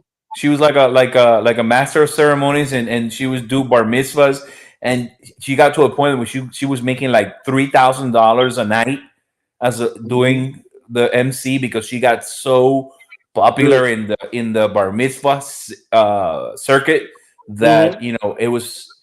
And she tells a story like she was an entertainer. I mean, it's amazing. I mean, you have to see the interviews and the things that the stories that are told by some of these people that are their struggle to get to where they're at. It's amazing. It's amazing. Those were the ones that catch my attention, so especially Tiffany Haddish. It was like, wow, she's so confident. Tiffany Haddish destroyed her career. How? Her and another comedian was doing a very racy skit that they were financing, but the guy was portraying to be an old black man who Ari Spears. and they had this little boy in his drawers, and Ari Spears was supposed to be like an uncle or a babysitter that would cut holes in the newspaper and pretend like he's reading the newspaper, but he was actually looking at the little boy in his drawers. And when you talking about when the entertainment world found out about it, they had to go to court and everything. And he was playing R. Kelly's song, my Seem like you ready. Age ain't nothing but a number. My body's telling me no. Yeah, your body's telling me no. And once Hollywood and these people they start to detach themselves from you because of the hoopla that's behind. So Tiffany Haddish, that's why you haven't been seeing Tiffany Haddish. Yeah, I haven't. Right. That's why she got almost culture cancer. Yeah, that's happening too. The cancellation movement. She won the lawsuit. She won the lawsuit. She won. Right, but the damage was done. That doesn't take away from the fact that her life story. That doesn't take away from it. No. I was just telling you. She might have made a judgment. She might have had a lack of her judgment kind of messed up. That happens. Yeah, it does. It's just that social media is. That's what it is, Jose. Because without the thing about social media is it can shine light and bring you to stardom, and it can shine light to make your world crumble. And the only you're people not the same person you were 20, 30 years ago, So let me ask you a question with that. Some stories are coming to catch up with you because you were 15 and you did something stupid when you were young. Should that follow you for the rest of your life? Yeah, but let me ask you. And it was acceptable when you was 15, but now that society has changed, now they find saying, but you said so when you was 15. Yeah. Well, when I was 15, so let me ask you a question. You get judged by today's standards for something that happened 30 or 40 years ago. But let me ask you a question, right? Let's look at Emmett Till, right? A lady lied and said that Emmett Till did something, whistled at her in the store, tried to be with her, black man, white racist town. Yeah, she said he hit on her, literally, but basically is what it's. And that was against the law or whatever. Now watch. Emmett Till got murdered and killed. Later on in life, this lady came out and said that she lied. She lived right in North Carolina for the longest after that. But when she came out and said it, she was in her late 80s because she wanted to clear her conscience before God called her home. Is she still not worthy to go to trial or face her, because her going to jail or going to prison may have finally given the Emmett Till family some solace that the person that facilitated the heinous massacre of this young man, somebody has finally dealt with it. So we can't say that something that somebody did in their youth or that was very foolish and dumb, that because they've changed along the way, that if that warrants for them to have to be dealt with, whether it's 40 years down the line and it came back to you that you're the one that did it, you still have a debt to society to pay. You got a debt to society to pay. There's a story about a black dude back in the days. This is a little different, though. This is a little different. We're not talking about this. That's not a stupid. Killing somebody is not a stupid mistake. So you're telling me, because he spoke to making a movie of you making very erotic songs, and you're looking like a pervert. And then later on in life it get revealed when you're at the top. Listen. I'm not talking about that. I'm talking about the episode of life of history that happened when Emmett Till was tortured and killed. Okay, Okay, what you I'm saying? not moving to 2024. I'm just saying If that you do not deal, okay, but if you do what I'm not saying deal is with, like it's different to the mistake that you make when you're young. It's not killing a person. It's giving beer to a 15-year-old. That's a mistake. Saying You what so let know? me Emmett ask you, said is not a mistake. it's Huh? not a mistake. Right. It's not a What? mistake. That's what he No, said. no, no, no. It's not a mistake. That's why I was. You're saying that what she didn't really come to. She came to terms with it, but never really did anything about it later on when she was 80. And I'm saying that is a different. It's completely different because How? it's not a mistake of a young person. So, but hold on. Let's first look. Let's look at I don't something like remember this. her confessing to that either. I She remember did. I heard that she didn't. She We did did. a video. We did a video in season 2 where you can actually go back and see. They showed the house where the lady was at and Yeah. everything. The Uh huh. district attorney said so. Even though she did say it, but they feel like she has suffered enough, and that they're cool with it. So, but well, okay, yeah, no, but I was going to ask you: do you think that she made a mistake when she told No, the black people that this? I mean, not the black people, the white people that this has happened to her. I think she was following trend of what she already knew was going on at Exactly. that It's time. back in at that during that time.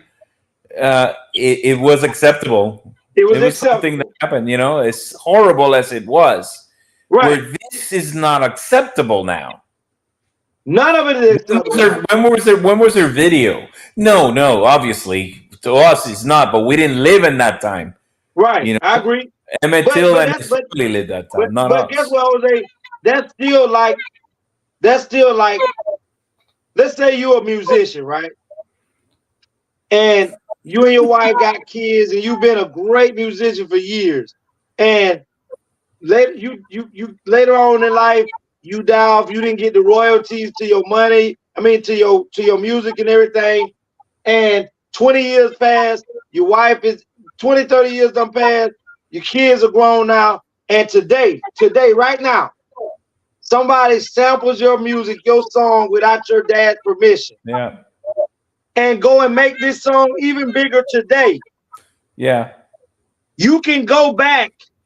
yeah. You're gonna go after them for royalties, absolutely. Exactly. So what I'm saying is, just because it was okay to rip people off at that time, when you bring something from the past to the future, that means you bring everything that comes with the past there to the front. So what Tiffany Haddish and Ari Spears did, we don't believe that they was doing it in an ill intent, because when they made, somebody recorded it and somebody was trying to produce it. But when it came to the forefront of where we are right now in society, the eye that we have on children, the eye of the perverted people, now we have to be able to destroy that now. And that's what people are doing. They're attaching themselves and saying we're no longer taking it. That's like people Yeah, want to abolish or want black people or indigenous people or even to forget about slavery. Oh, that was in the past. You can't ask a race of people to forget the enslavement and the imprisonment of over 400 and some years to a country that made their money off the back of indigenous and black people for almost 500 years, when you right now absolutely, are still reaping the benefits of all the absolutely. money that has been created and stored in banks off of your great, great, great, Yeah, great grandparents. yeah, absolutely, Now, how we can totally. correct it is if you're willing to go inside these banks and relinquish that money to these people, then let's have an equal playing field. But don't tell black and indigenous people to forget, because don't nobody ask a Jew to forget the Holocaust. Exactly, exactly. And they are getting reparations for that And too. they get They reparation get right now in the reparations for United it too. States of America, from the United States. And that war didn't last 250 years, God damn, right? Tony. Remember I told y'all about they get reparations from the United States? Absolutely. The Holocaust didn't even happen here. The Native Americans got some of the land back, very little land back.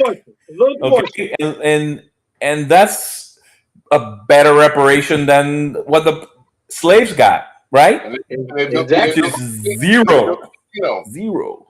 They built the casino. They built they would have done that. They would have done something, I'm pretty sure. Even with casinos, Jose and Tony, even with the casinos, right? Even with the casinos, do you know that non-tax? The United States government makes no money off of those casinos. That's reparations. Hard Rock, that's a reparation. Because they gave them the land and they did something with it, and that's the reparation. We won't charge you taxes, but the blacks are still waiting for those. But listen, Jose, but hold on, let me tell you waiting for that shit. Let me tell you something. Do you know it has been? There's over 20 states where black people have almost built another Black Wall Street, which is black building up black communities, building up, creating their own black states and cities. Do you know that every time black folks start to do that, Jose, they get infiltrated and burned to the ground? There are over 11 cities and towns right now underwater that white people came in, burned and killed and flooded these cities to where now they're now Erie canals and rivers and lakes. One of the most heinous one is called Lake Lanier. The whole entire state, the whole entire city was flourishing of nothing but blacks. And because they weren't coming across the line to spend their dollars with white people, they went in and started killing them and burning their property to the ground. Tulsa, Oklahoma, the same thing. Every time isn't there a federal holiday for that fire? To my Tulsa, Oklahoma? Was it the Black Wall Street that they call it? Yeah, that's Tulsa, Oklahoma. No, I don't know if it being a federal holiday, but it may be a holiday, Jose. I just ain't never heard of it. Tony, you do what I told you. He do. He doing it now. No, I'm checking it because I remember it's. No, remember I told you how? No, it ain't nothing bad. I just told him the other day. No, I made a mistake. That's not it. I got it wrong. It's you talking about June? You talking about Juneteenth? I'm not talking. I'm talking about. No, I'm talking about the burning of that city that was supposed to be the Black Wall Street. Yeah, that's Tulsa, Oklahoma. And what a lot of people have to understand when I talk like that, Jose, all I'm saying is throughout the United States of America, yeah, you do see some prominent rich black people in the United States. They call those lottery picks. Because it's so few. Is that what Ben Carson is to you? A lottery pick? Ben Carson was a great neurosurgeon that was intelligent and did what he had to do to get to the top. But he is definitely a coon. A coon? Yeah, he's definitely a coon. What's a coon? A sellout? Exactly. Okay. Let's see. I'm not that ignorant. No, No, I use Ben Carson as an example of somebody that I don't know. He's a lottery pig. I don't know what to think. He's a lottery pig. Wow. But I mean, ain't nothing wrong with being a lottery pig because I want to hit the lottery too. Okay. But what do you think? So if a black guy, I should have said just a black person, decides to play the game of society, because I'm a minority too, and I play the game. I went, I made the right moves. I positioned myself, and I got the jobs, and I got the work, and I got the money, pretending just to get. But are you going to reach back?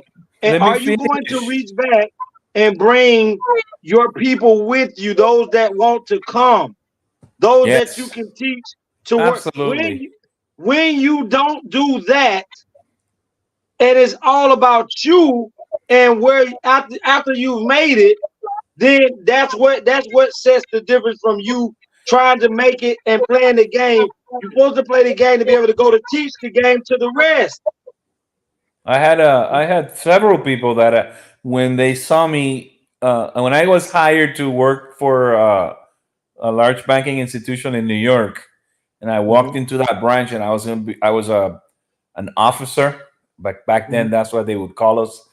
Right. I had people that Claims I officers. worked with that came to me, months later and said, "When I saw you walk in here with this position, I said to myself, wait a second, if he could do it, I can."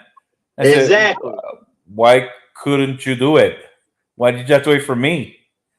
You're Somebody has capable. to, because somebody is Nobody what they gets promoted in here from the teller line. Nobody gets to become an officer. I say, are you serious? Let's make it happen. And he goes, it's because you're here, I believe that I can do it now. Mm-hmm. But let me ask you a question, though, Hope. But wait. No. Don't do that. Go Don't ahead. take over. I was going to ask you if somebody goes, and not just that, you get educated like a Ben Carson. You get educated. You play by the rules, per se. You go to school. You become well, that's why I said you per se. So you do what society says that you need to do, and you get to a certain, and you become the man yourself, and you go like, you know what, I'm a doctor, like that kid that was on the group today, he's going to be a nurse, and maybe he'll like the nursing, he'll like to continue and become a doctor. So he's doing, in this society, he's doing what he needs to do to get to that level. Why, if he gets up there and he becomes, and he makes it, let's just say he makes it, and he becomes a productive member of society.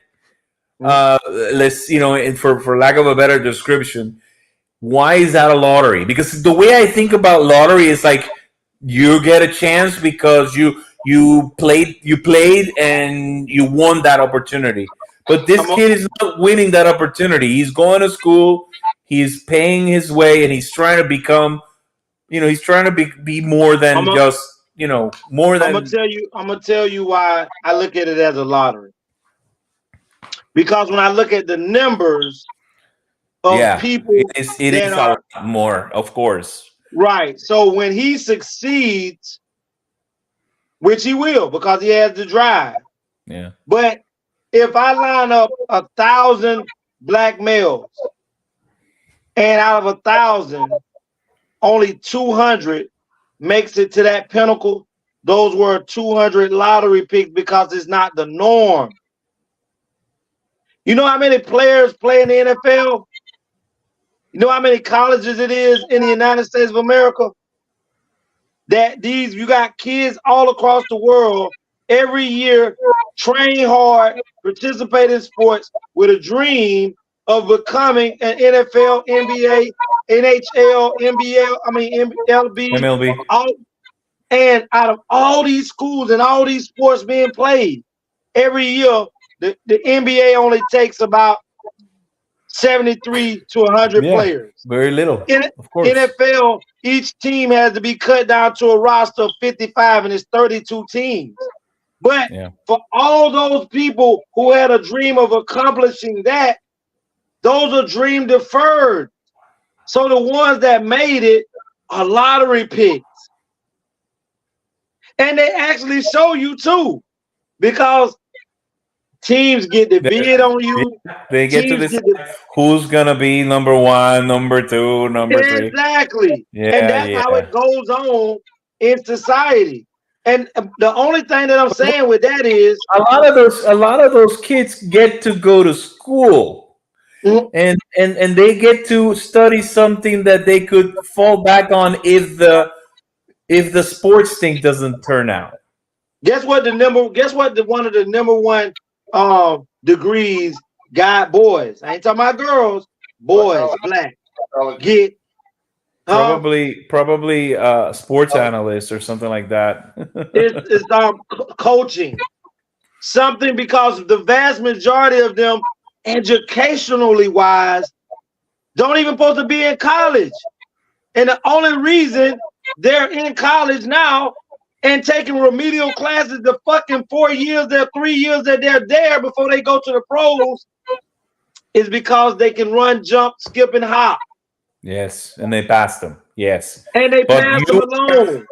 But you are still talking about a majority. There's a minority of players that will make it, and there's an immense majority. No, if there's a minority going in, and there's a majority that stays out. So if you're smart and you have a good parent, they'll tell you, I need you to get that degree. Don't think about going anywhere until you get that degree. But guess what? But hold on, Jose. But most black kids, because you're not gonna get there. Most people will not make it to the profession. But most black kids, Jose, most black kids that go off to go to the pros and have good careers in the pros, they eventually come back and get their degree. Yeah. But at that moment when they can go to the pros and they look over there and see their mama still struggling. Thank you, Tracy, for jumping in there. Thank you. But when most of those kids see their mama still struggling, working 2 jobs. Oh yeah, they bolt to the sport because it's gonna give them instant money to help back. The reason all I'm saying is, if you play the game, the real game that you're supposed to be playing is to learn, to give back, to bring up. Not everybody, because everybody don't want to come up. Sometimes people just look up and be mad because they didn't have the drive to come up when you reach back. Yeah. But there's no reason, Jose, that we have more multi-billionaires, black athletes that's making not only $1 million a year. We talking about some basketball players make $30, $40 million a year. Some NFL players make $30, $40 million a year. The people who get 2 sports and hockey. No, I mean soccer.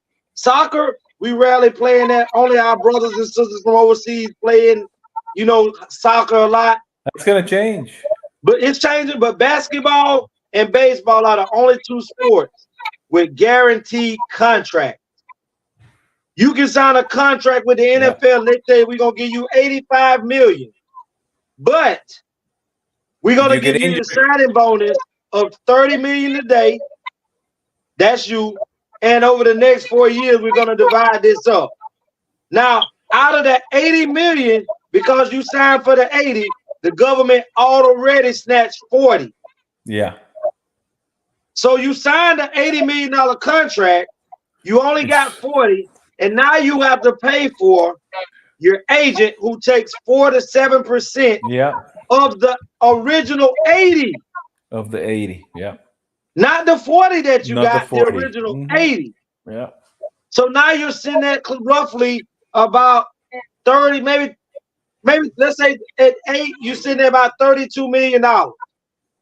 Now here come everybody now. So you went from 80 to $32 million in a day. Yeah. Government got 40, your agent got almost 10. Yeah, you looking at I still got good money. But at that time, we have to start as a collective group. We have to start blacks. Hispanics already do it. Italians already do it. What do they do? Asians already. They have banking institutions right here in the United States where they just put all their money in the Asian and the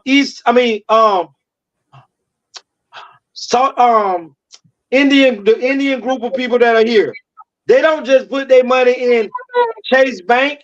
They got banks that big people with big money tell them you're a part of our, and this is where we bank at. And this is why you go to a trust, the trust department of the big banks.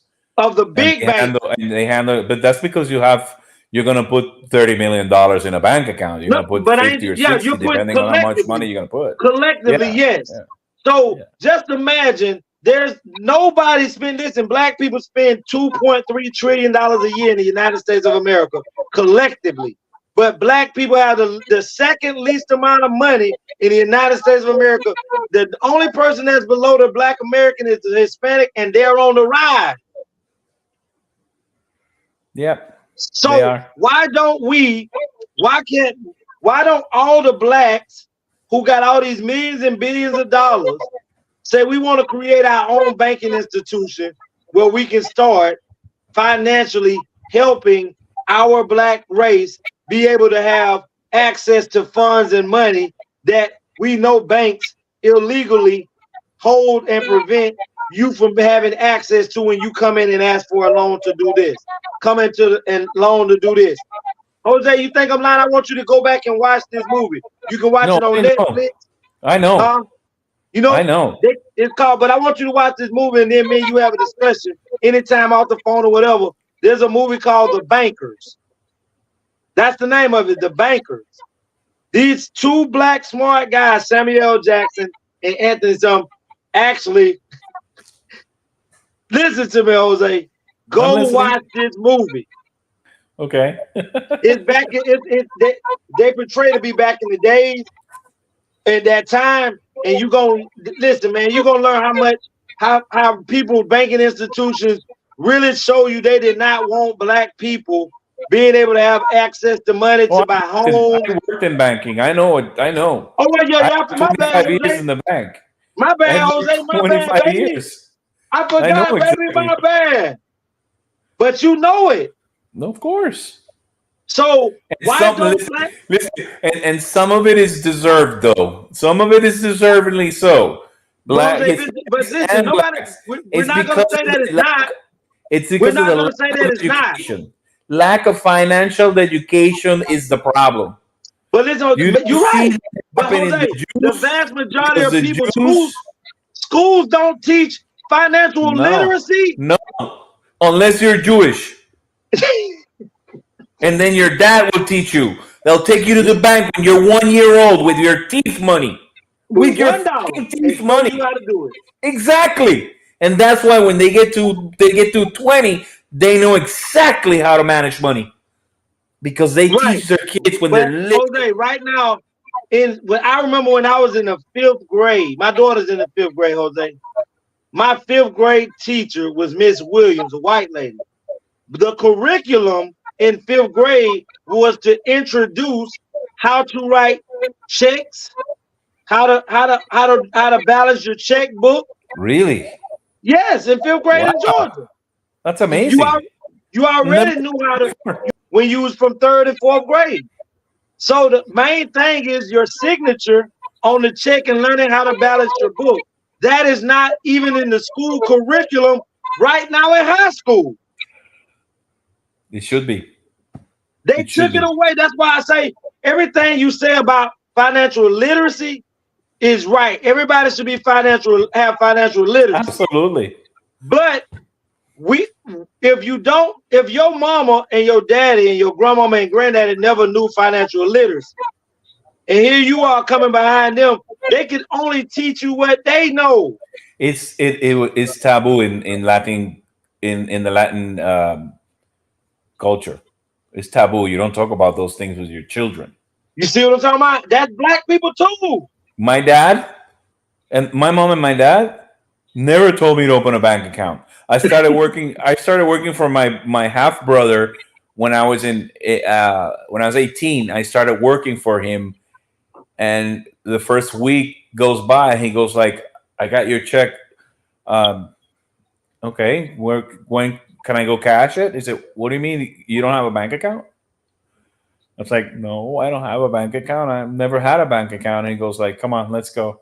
My older brother, my half brother, took me to the bank to open an account for the first time. He was the one who took me. If your mom and dad still living, I bet you they live in. What do you think you're doing? Yeah. Why would you do that? Bank account. More my dad. My dad was like, my dad would not talk about money with us or in front of my mother. With my mother, nothing about money. And and I had to also learn the hard way. I came here when I was 22. I got credit, I started using credit and not paying it, and thought it was like, you know what? Because financial literacy, I had none. I learned, and I also, because I started working in banking, I started realizing that you have to have good credit in order to work for a bank, because they check your credit even after You know you're what? employed. You know what They your check your credit score. credit. You know what your credit score should be. What your credit should be judged upon: the history of your work ethic. If you've been on a job 10 years, you consistent 10 years, one job, 5, 10 years, 20 years, your credit should always be at a 700, 800. Somebody who dropped from job to job, maybe your credit score is 500. Turn on the family. But ain't it called social engineering cause China started it like that, to where even certain places in China, if cause they got scans to be able to scan your face, and they run social, it's certain areas in China that you can't go if your credit score is not a certain height. Yeah.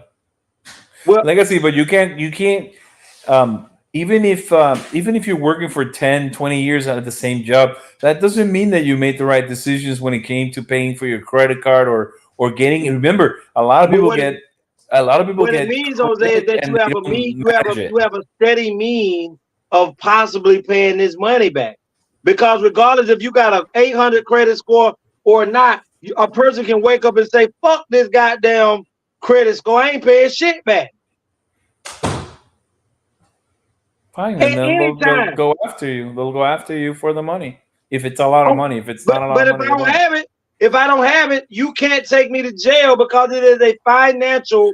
No, It is no, a you don't go to jail. But if you get a job, they'll freeze your assets, and they'll start taking that payment. Yeah, but you can't. But get what? There are guidelines. Even how much you can take. You can't take but 30% of what my No, check is. you stand in front of the judge. The judge will ask you how much can you pay. You say $50, and it'll be $50 for the rest of your life. Exactly. Of Exactly. course. You know who taught But me that? You but know who Jose, taught me? you walked away with 200,000. Yeah, you know who taught me that? My dad. I Who? had an accident. I had an accident. It's the only thing, one of the few things that my dad taught me. I had an accident. I hit a lady from behind in Miami when I lived in Miami. I hit her, and uh, I didn't have insurance, so they were starting to come after me. The lady and their attorneys, they started coming after me for the money that they had spent on fixing the car.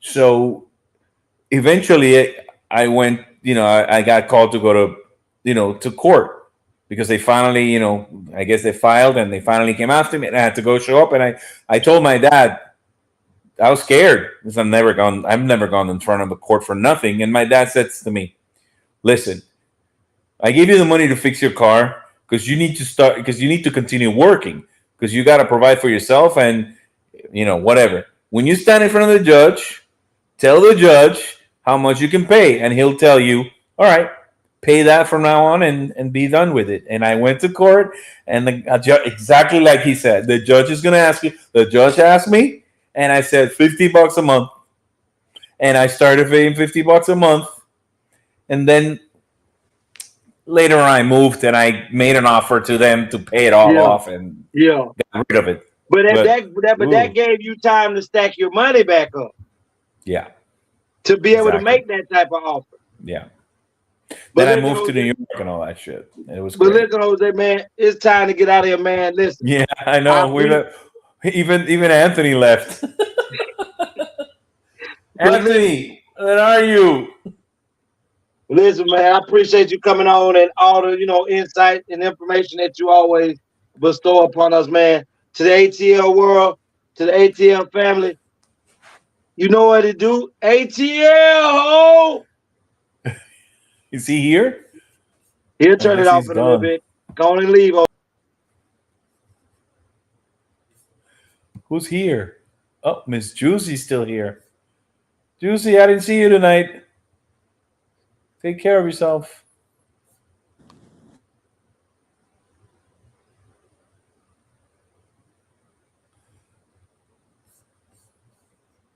Oh.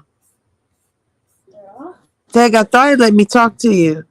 Yeah, I didn't have my hair done. See?